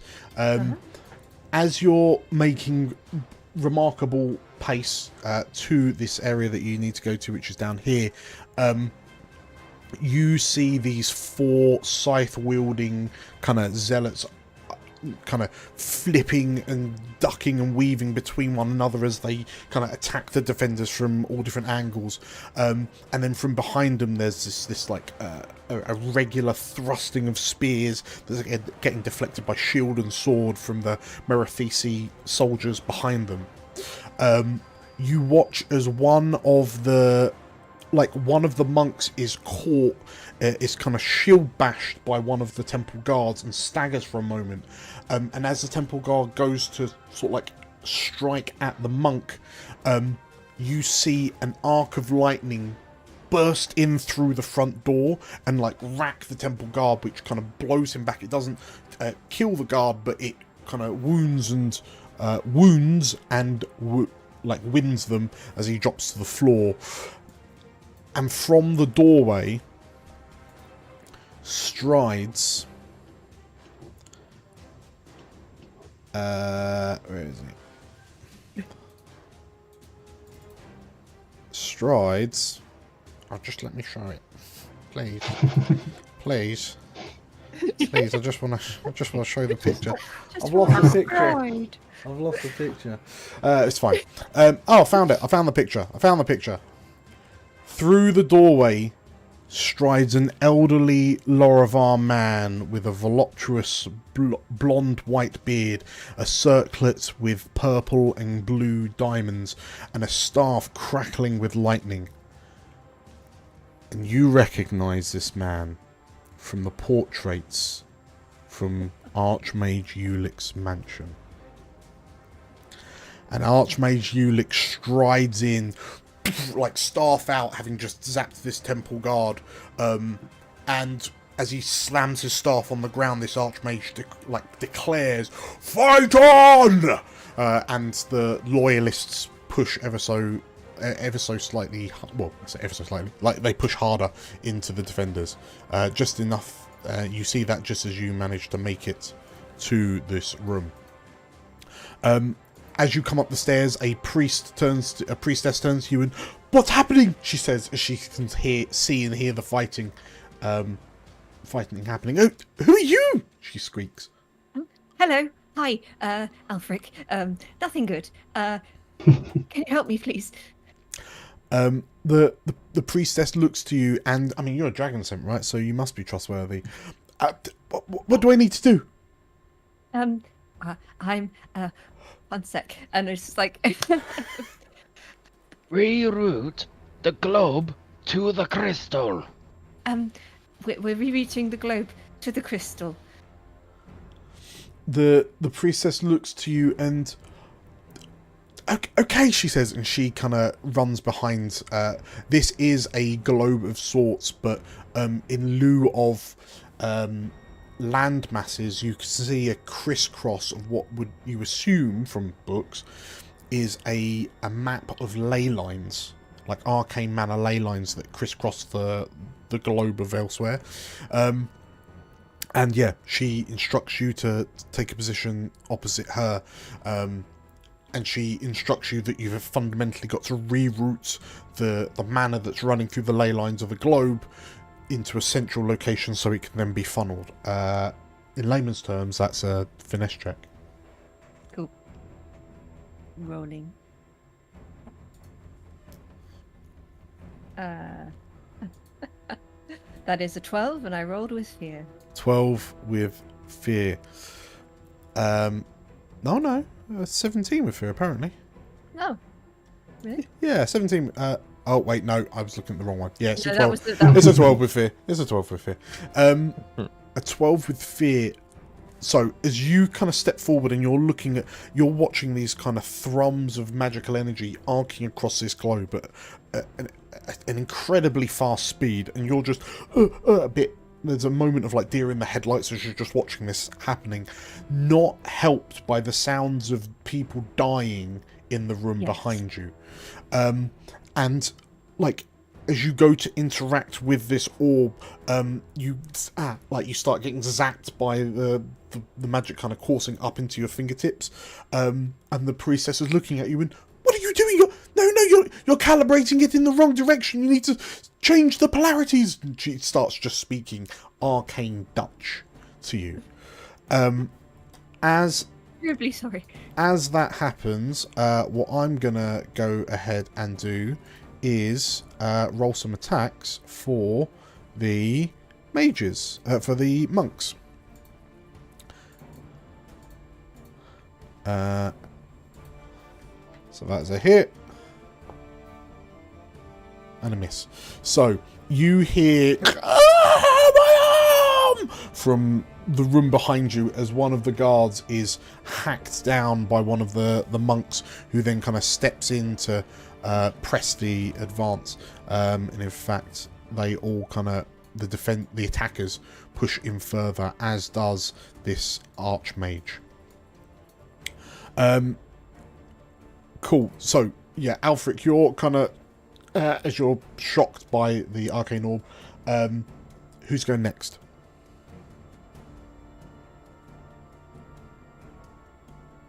I'll go next. Okay, go Azakar, go.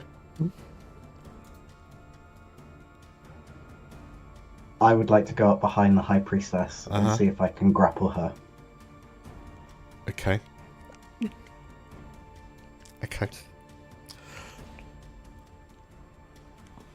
A grapple is going to. I don't know. Oh, go on. Yeah. No, I didn't know if it was a thing. So that's what I want to do. Okay, a grapple is. It's going to be a athletics, an agility, I suspect. Sprint, leap, maneuver, or strength. Yeah, agility or strength. Strength. If you're just like bear hugging this woman. Yeah, I want to get my scimitar at her throat, basically. Okay. Roll dim bones. There is something I can do. Let me have a quickie look. I would like to mark 2 stress. Okay. Using my fearless in my ancestry to make that roll with a hope instead. Oh, okay. You mark 2 fear. You may add a hope in a moment. The 19 grapples the priestess, and she screeches as you grab her. What are you doing? You get this crystal charged. You send us home. You accept your fate. This is the past. You lose. The priestess, in her panic, stops, and as she looks to you, she looks down at the blade at her throat, and then, it's difficult for you to see, but then her eye tracks along the blade to see the insignia of Aya on the blade. And the priestess gently and slowly nods so as not to cheese grate her neck on the edge of your scimitar.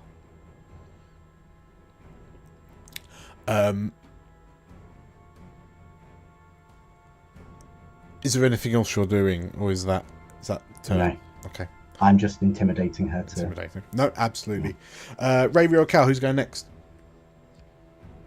I think Ravi will just kind of just on the group chat. Is that the plan? What is that part of the plan? Takar, what are you doing? What's going on? Azakar's got the priestess. You're trying to get us killed. Do not fight the intruders. They are part of the divine. This is meant to be. They are meant to die. The betrayers must die. This is all memory of the past, isn't it? Yes. We just need to get out of here. Exactly, and that is what I'm doing. You or are you going to mess it all up?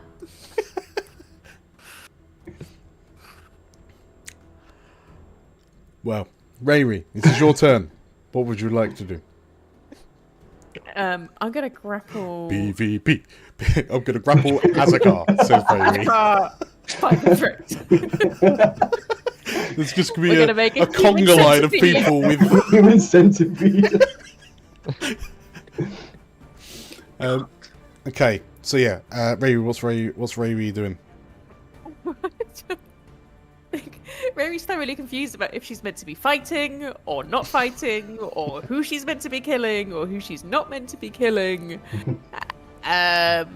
So I think. Oh, where's? Is there anyone? Oh, you've made it terribly hard as a car for decision making. It's perfectly simple for him. Yeah.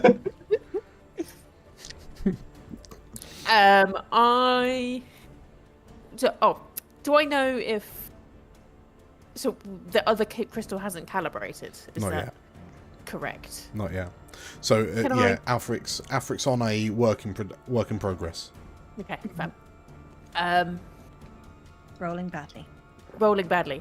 Maybe I think in the situation, I think Rayri's so confused about what she should be doing that she knows the only job that she could maybe do is go and also see if she can do this, calibrate this crystal. Okay. So can I run? Yeah. Roll me an agility to see if you get there in one. Can I use a experience, please? I'm going to ride on Vinny, and he has the experience of fast AF boy. Yeah. That's yeah. He fast. Yeah. So I'm gonna roll. You say agility. Agility, yeah, and then add 2 or 3 to it, whichever it is. It's 3. You called it fast AF. Okay. 4, 5, so it's 12, 13, 14, 15. Sure. That is enough. So by all means, begin to move your token. You'll have to go into the doorway and then round. As you do, off the back of a fear, as you enter, you witness what can only be described as a bloodbath. I think for ease, I'm just going to speed this up and roll a d4. 3 of the defenders are hacked and stabbed to death as the defenders push in further. Sorry, as the attackers push in further, I should say. Going up this way? No. Well, you can do. Going this way? That's it. So yeah, you see Alfric, who's currently just getting electrocuted by this globe.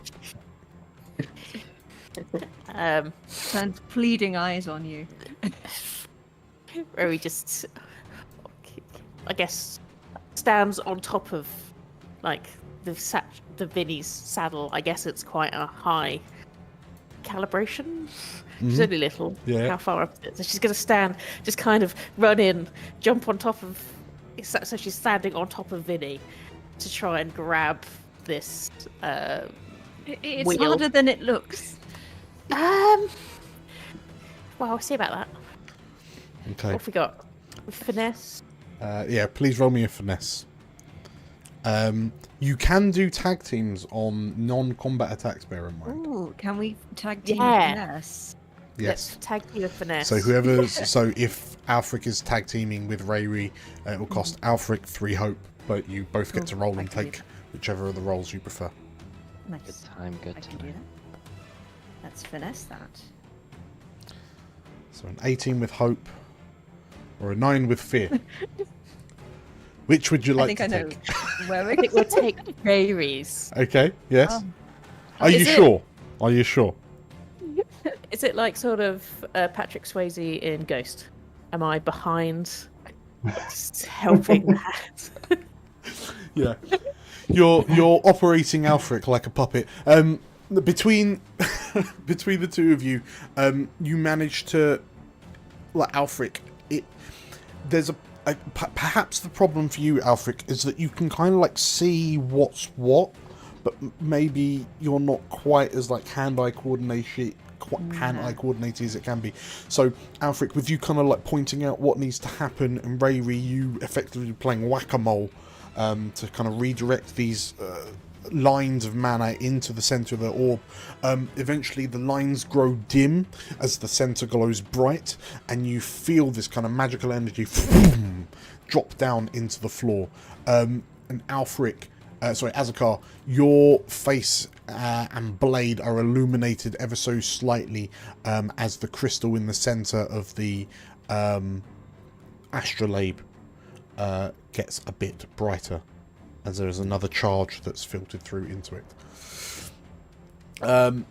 Okay, very good, Rayri. We will move across to Cal. What's Cal doing? Cal has left everyone on red in regards to the last conversation they had. Yeah. He is trying to figure out what to do. Scene. He's noted what Azkar is doing, but he has also noted that he's not just killed her. Mm-hmm. So he's kind of like, okay. But Character growth. How do you feel? yeah, it really, truly is. Oh, he is not having a good time. How do you feel about the large dragon spawn in front of you that hasn't noticed that Azakar is holding the priestess hostage? Not great, if I'm honest. Not great at all. Cal is just like, wanted to go back down. They were going a little bit mad.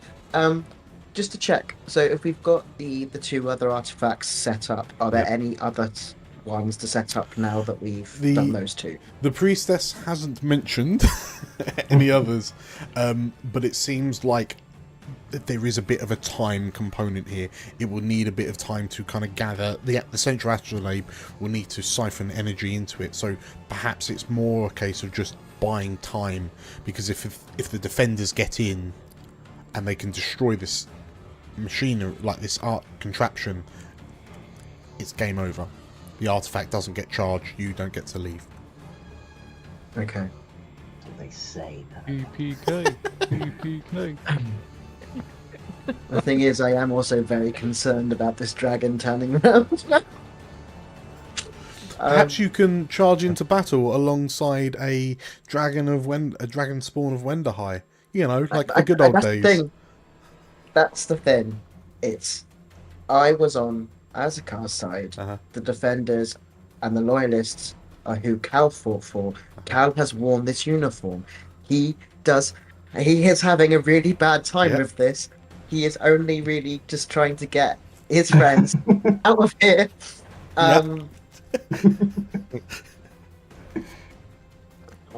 But please, stroke my ego somewhat more. Shut up, Dad.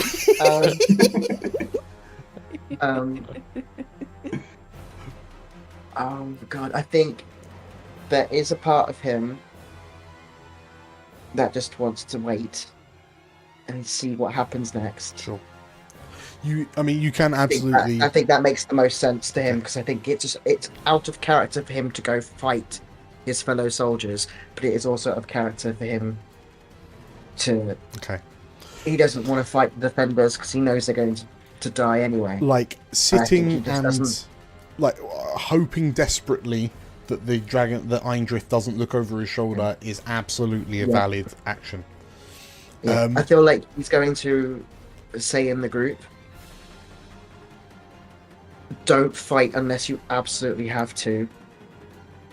Okay. We just need to buy this. We just need to wait this out. Sure.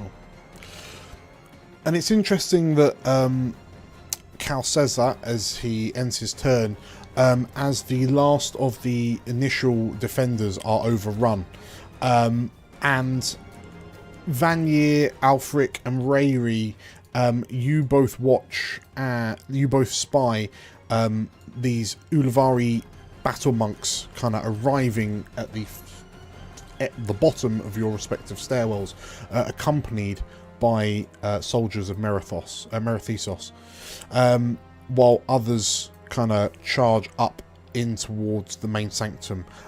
As they advance, you do spy an archmage who looks remarkably familiar, Vanyr and Rayri. But yes, it looks like the loyalists are well and truly pushing into the temple proper. So we'll start a new round. Who wants to go first?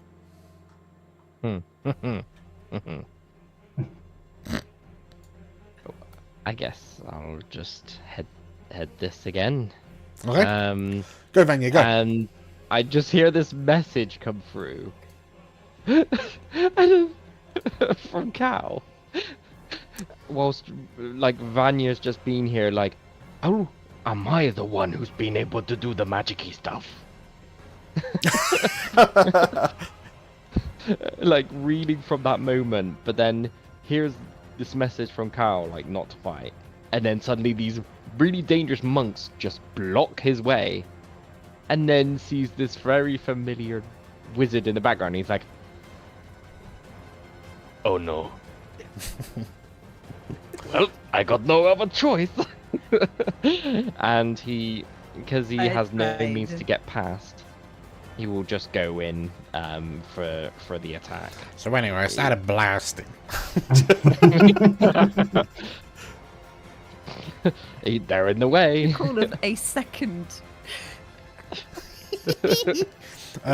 Please, so as you advance towards this kind of lithe, athletic fighter in black robes and armed with a silver scythe, Vanya, what do you do?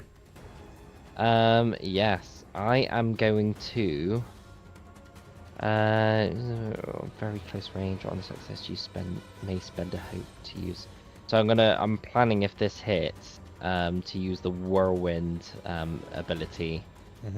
And I'm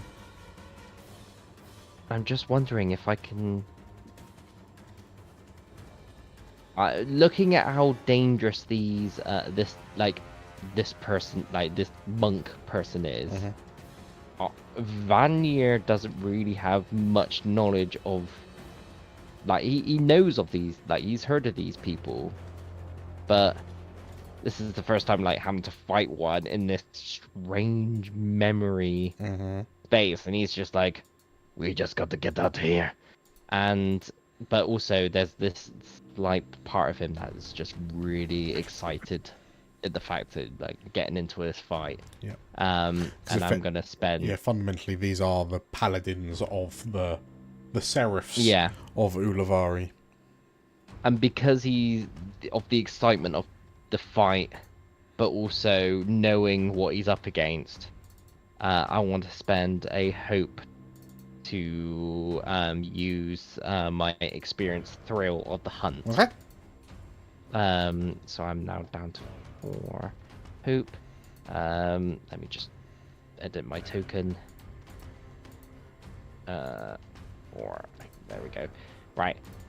So yeah, this is going to be made with an extra +3 to hit.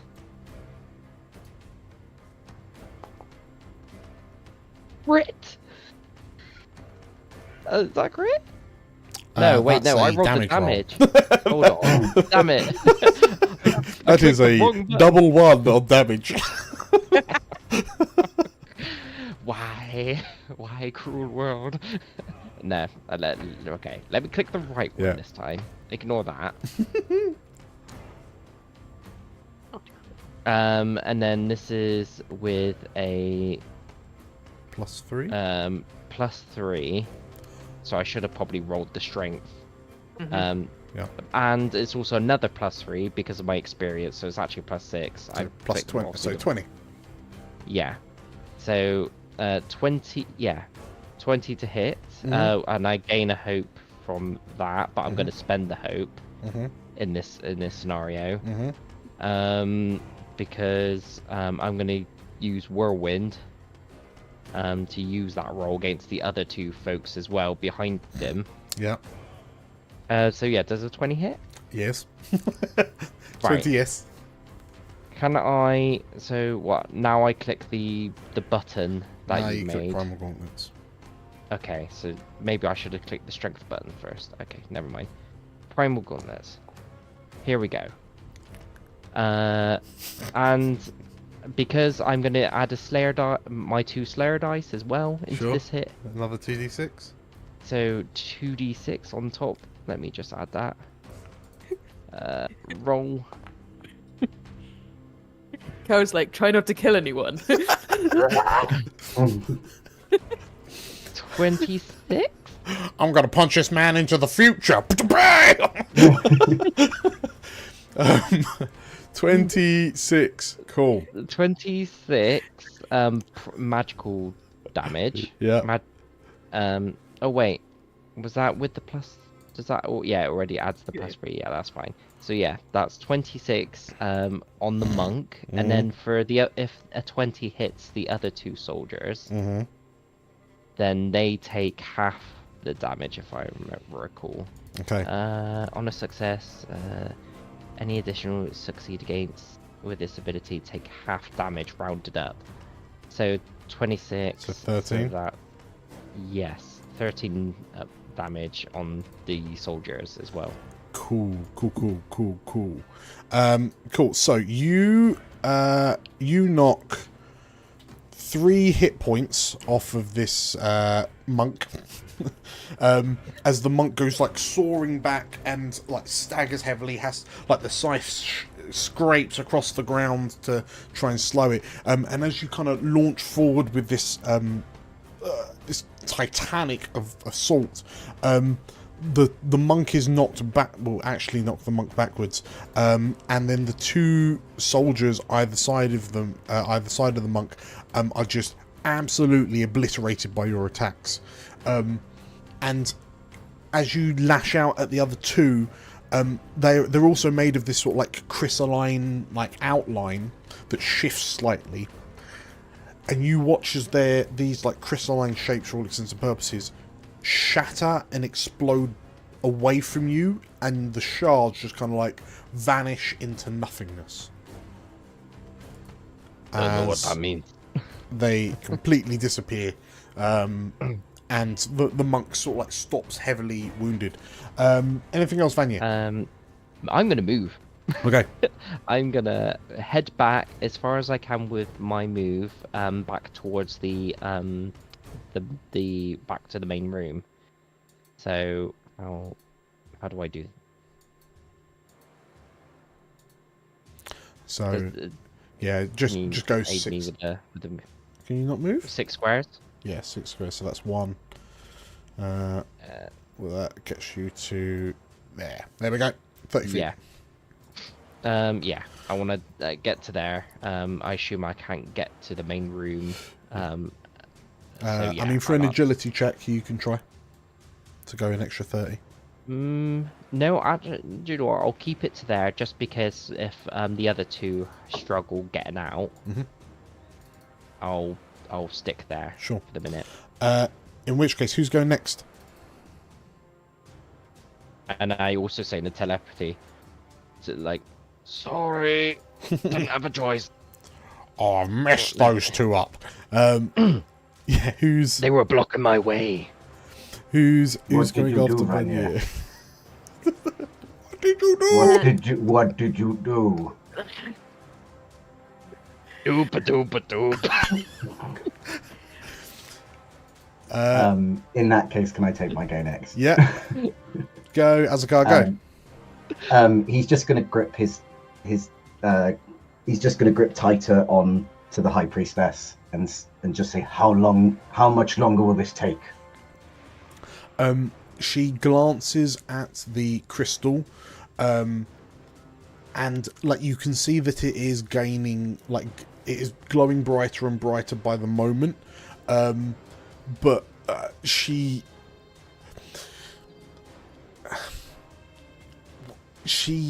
sort of like, you feel her almost shrug slightly, and we just need some time. She kind of says through gritted teeth.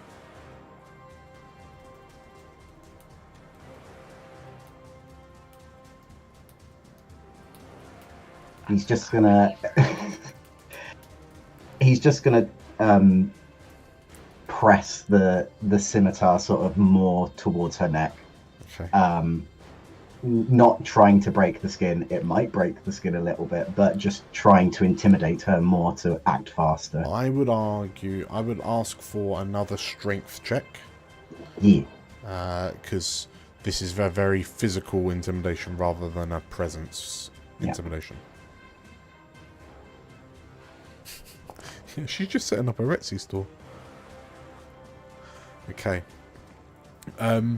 You feel her tense up as the blade presses against her. You are still in control of the situation, and she's still very compliant to you. She does, however,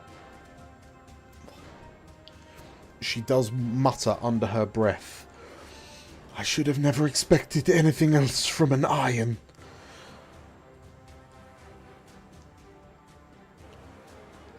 Dan pauses for a reaction and then asks who's going next. I'm happy to go next. Yeah, so Azakar just went now. Ravi? I think seeing that there's kind of so many in front of us, and Rayri looks at Alfric and just smiles, and then uses him as a boost. Okay. So she's going to goat jump off of Alfric, so she can get over.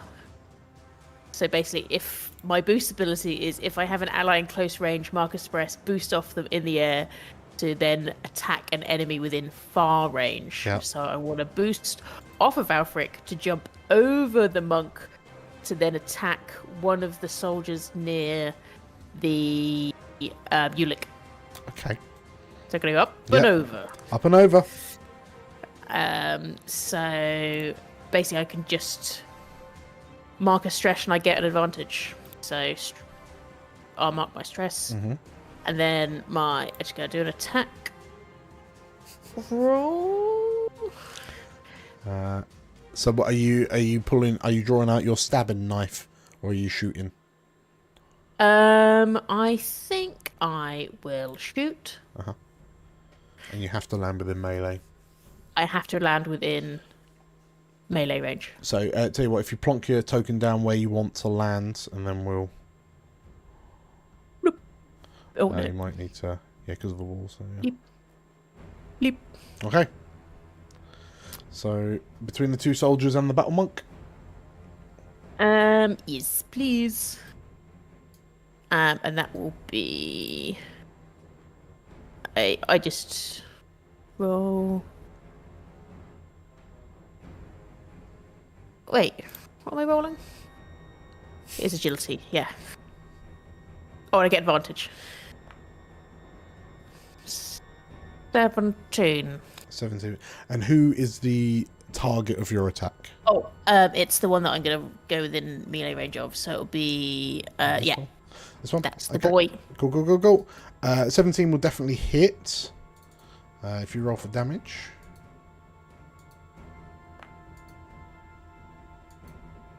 Got one. 13. Okay. 13. So, as you vault through the air to land like between these two soldiers, what does your attack look like? So it's she's still mounted to Vinny, so I guess we both goat kick. off of Alfred. This Okay. huge dog. Just vaults off side of you. And then as we fly through the air, she's going to shoot down as she's flying. Just whoop, Okay. bam. In which case, as you shoot down as you're about to land, the arrow strikes the Merathesi soldier, who sort of like recoils and falls to the ground, and the crystalline outline just kind of shatters outwards, and the soldier vanishes. As like you land, Vinny lands on top of another of the soldiers, who then kind of shatters. As you do, another of the soldier on the other side of Ulick, seeing you approach, like steps forward and goes to thrust at you with your spear, and you're forced to reflexively roll out the way and fire up, taking out a third. Sorry, I was only trying to jump out the way, and I accidentally killed 3. Sorry, Cal. Sorry. Killed 3 who? Exactly, Azakar. Who? They're just... just some of the crystal men. Anything else, Rayri? As Azakar processes. I'm just gonna get towards the. How far can I go? 30 feet. 30 feet. That is a pillar you're stood in front of, though.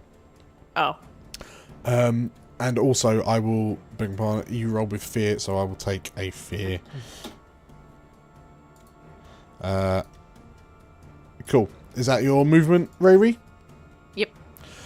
In which case, I will spend the fear that I've just got to activate, and watching you mow through his men, his soldiers, Archmage Ulick. Traitors! He shouts. And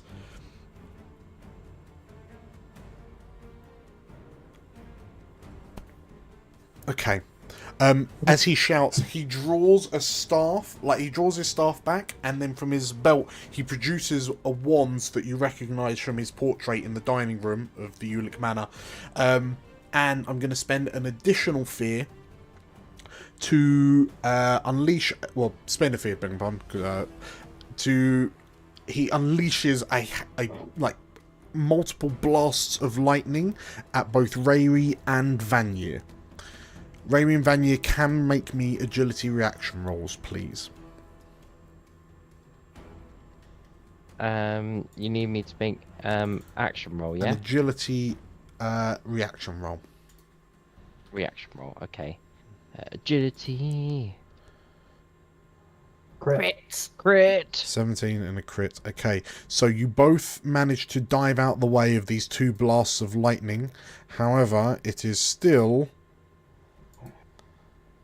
9 damage to the 2 of you. Still 9 damage. Okay. That's it. Traitors! I'm going to spend an armor slot. Because that just goes over my into major, so I'm gonna bring it to minor, and I'm also gonna roll a d6 because of my thick skin. If I roll a 5 or 6, I take no damage instead. Okay. So I took a turn because Ray rolled fear. I spent a fear to cast that spell. Nope. Ravi, are you spending any armor for that damage? Yes. Spending an armor slot, so I take 1. A minor. Cool. I took a hit. Cool. I will then spend a fear to activate one of the Ulavari monks. So the monk in front of you, Rayri, as you did a Moida, is going to... Excellent. I only know how to jump if I hit.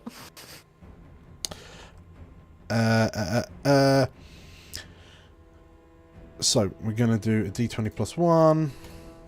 So a swing of the scythe, Rayri, probably hits you with a 19. Yep. And you take rather beautifully. 10 damage as this scythe arcs across you. Take another armor slot. Take another hit point. Okay. And I will call my turn there. Who wants to go next? I think if Alfric sees what's going on through the doorway, having just been bounded off.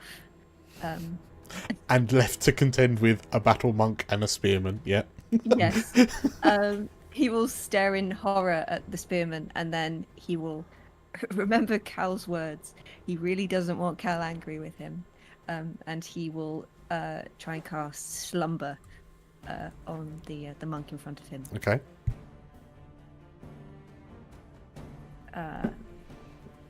It's a spellcast roll against a very close target. Okay, so that'll be a presence for you.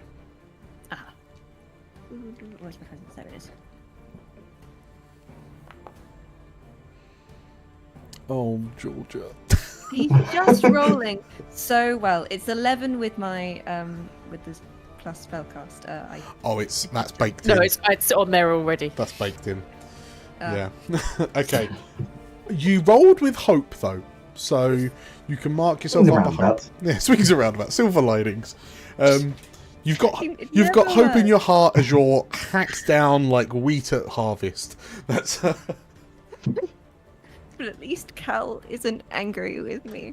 That's the hope he holds. That's true. That's true.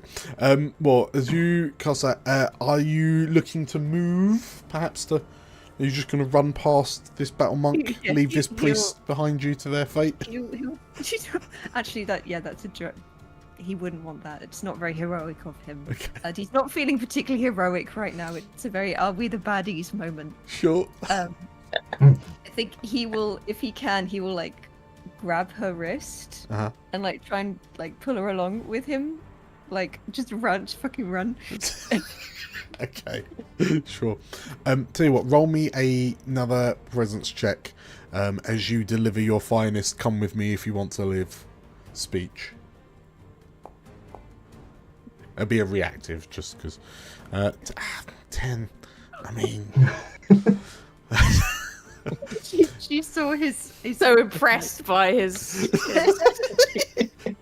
calm and heroic ways. She's like, nah, actually, I'll just stay here. I think I'll die here. I genuinely can't argue for difficulty 10 in this arena. So you try to convince the priestess to join you, and the priestess just from behind just hides. But yes, you can move up to 30. So that is 1. And it might stop you because of the walls. Yeah. If you're looking to kind of join Rayri. Yes. If I head out there and then that got me in. There you are. Then, you can move to about there. Oh yeah, cheers. I will. I'm going to collide with a potato. That's fine. Okay, so you scoot past the battle mage, the battle monk, sorry, and you join up with Rayri. Because you missed, I will activate with the other monk that's fighting Rayri and Vanier. Dan thought he got away with it, but no, that's 7. He got away with it. Next up is Cal. What's Cal doing?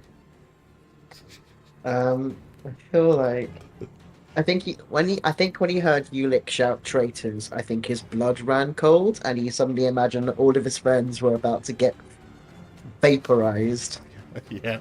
And well, you heard traitor, and then and then the smell of ozone. He's so torn. He's gonna look over to where Azkar is. Azakar's going to look over to him, and you're going to hear in your head he's going to go to the others. Okay. And then he's gonna run towards them to help them. Okay.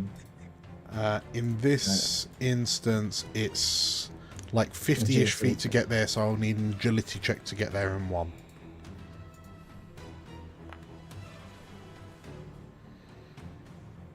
Okay, so a 15 will get you there. So feel free to position yourself in and around Vanya and Rayri. And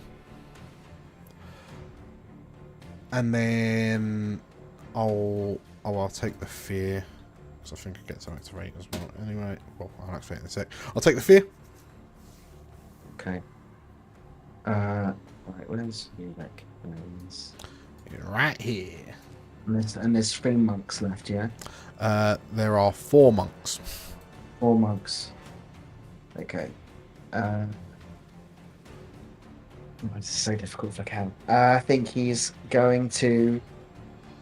I think he is going to use one of his abilities, and he's going to do Whirlwind. Okay. So make an attack roll against a target using a weapon with melee or very close range. On its success, you may spend a hope to use that roll against every other enemy in that weapon's range. So, I think if he's going to try and get in between these two, well, he's between these 2 monks next to him. So I think he's going to basically hit one and hopefully be able to hit the other. Sure. So yeah, so that's.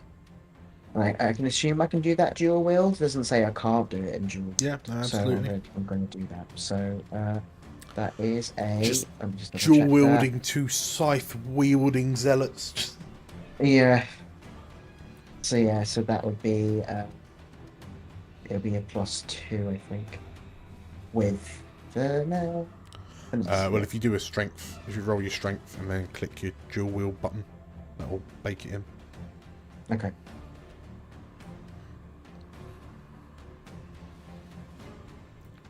Okay, so an 18 to hit does hit the monks.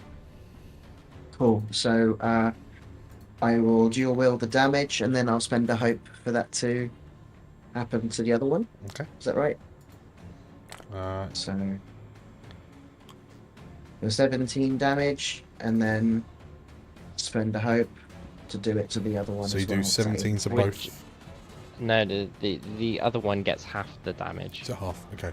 Is it? So is it half? Okay. 17. Rounded up. So do you want to attack the one on your one to the left for 17? Which is the one that looks the most damaged? Has either of them got any damage yet? These 2 look spick and span. These 2. Okay, well then he'll take the one on the right. Okay.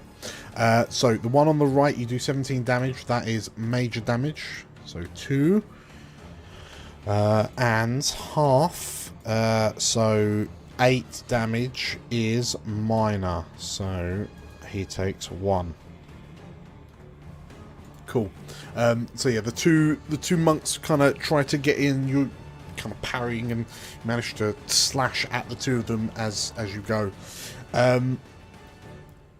I will, on the back of a fear, I will activate, and the monk that was bodied by Vanier, so this one here, seeing that the allies have engaged. Ooh,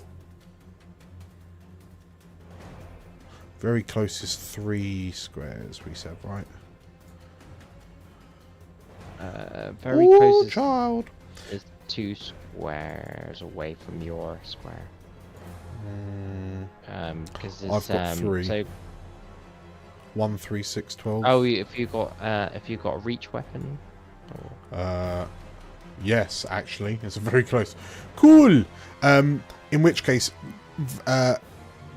Cal, as you come in swinging, and you wound the 2 monks, the one that was fighting Vanier, seeing this happen, as a reaction, flips into the space between the 2 of them, marks a stress, and oh no, that's not what I want to do. Sorry, on my turn, the monk reinforces, so marks a stress, flips into position, into melee range of an ally, makes an attack against a very close target, i.e. you. So that is d20 plus 1. For a 7, I assume that does not hit. No, does not hit. Okay. In which case, Cal, you have to step back as this 3rd monk kind of flips in, and as part of the flip, the scythe like the hands go to one end of the scythe and it comes down like a guillotine blade, and you skip out the way as the scythe slides across the floor, leaving a chisel in the ground. At the end of the round, Eindrith decides to join the battle and sort of like soars in over your heads, and you dare defile this temple with your footsteps, as the dragon soars overhead, and like as he goes overhead, you see this archmage take a step back, like Ulick gasps, and then, "Fight on! I will slay this spawn!" as he smashes his staff on the ground and lightning arcs out. And you realise it seems like you are witnessing their first encounter.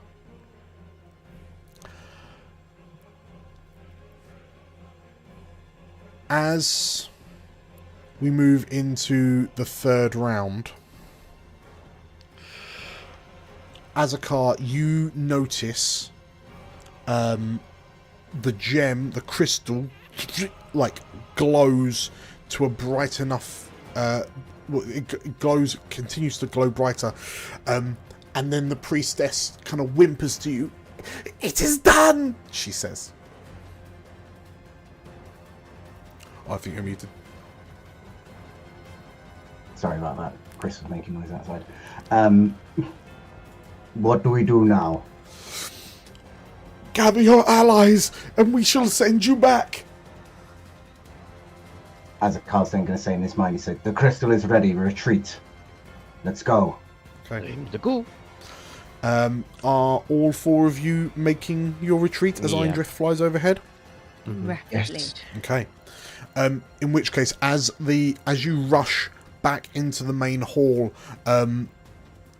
as you filter back through the 4 temple guard that were behind you, they surge forward to engage the loyalist forces, as does Eindrith as he kind of flies through over your heads to engage with Ulick and the others. And as you hear the sounds of battle kind of ringing out from behind you as you rush back towards the large kind of astrolabe, you all find Azakar holding this priestess hostage. And she sort of like looks to the 4 of you and, "Take the crystal, twist the bottom clockwise," she says. Someone do this now. Okay. And Vanier, so as you grab this gem and you twist it, you once again feel your stomachs lurch, as it feels like the floor. Actually, you feel your stomachs lurch not because you feel like the floor under your feet has just fallen away, but because it feels like you've just been propelled directly up. And you feel the same kind of sensations you felt a short while ago, but in reverse, seemingly as you're speeding forwards out of this crystalline memory. And the refracted kind of crystalline nature of your vision starts to fade away, as you watch as this temple almost like visibly degrades around you, until you, the speed seemingly increases faster and faster and faster, until you find yourself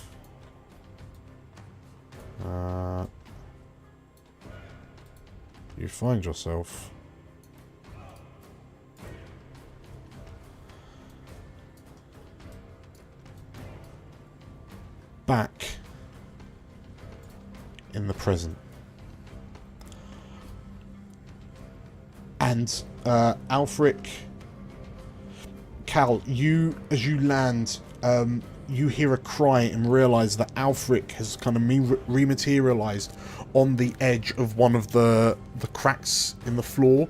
So Cal, as you leap, you're able to, lightning speed, you're able to leap forward and grab Alfric and pull him back on. And Azakar, suddenly you no longer have a person between you and your blade. And as you turn, you see Ganna stood a little way away from the centre of the room. And he's still holding the crystal, but now it thrums with the same energy that you charged it with in the memory. "Thank you for this gift," he says.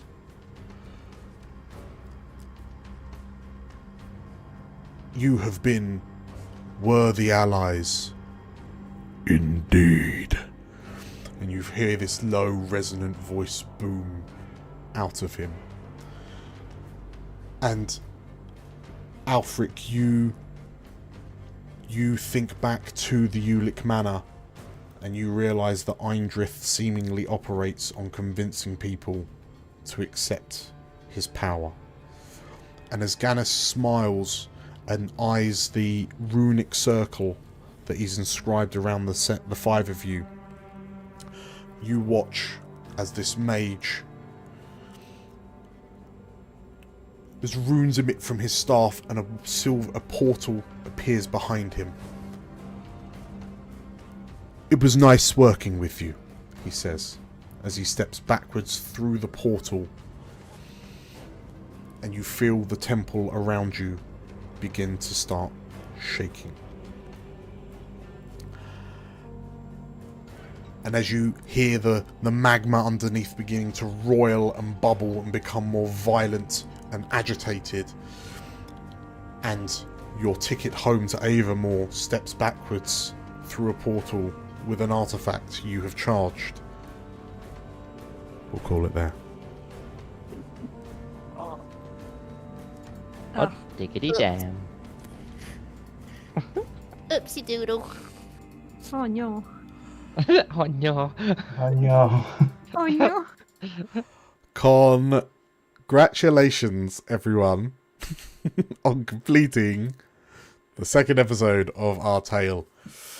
I'm sure you're going to be fine in this collapsing volcanic temple. You're going to be absolutely fine. Great. It's going to be great. Absolutely great. So mad. So mad right now. So, I apologise for running over slightly, but at least we got there. So, if you enjoyed this, make sure to leave a comment. Tell me what you liked about it, so I can learn to do some more of it in the future. If you would like to see more of this, then absolutely follow us on Twitch or subscribe over on YouTube. We have loads and loads of TTRPG content, much like this. There's the third campaign of the Explorers of Elsewhere campaign setting coming out in the near future. To be decided near future. The mutable to near future. So yeah, I wouldn't want you to miss that out and miss out on that. We've obviously got the more of this. We've got some more episodes of this tale to show you as well. Yeah, just so much stuff. You'd be doing yourself a disservice not to join along. Thank you everyone for playing. You're over there. Thanks for playing, everyone. Thanks, Dad. And thank you all. Thanks for Ramadan. That's all right. You are more than welcome.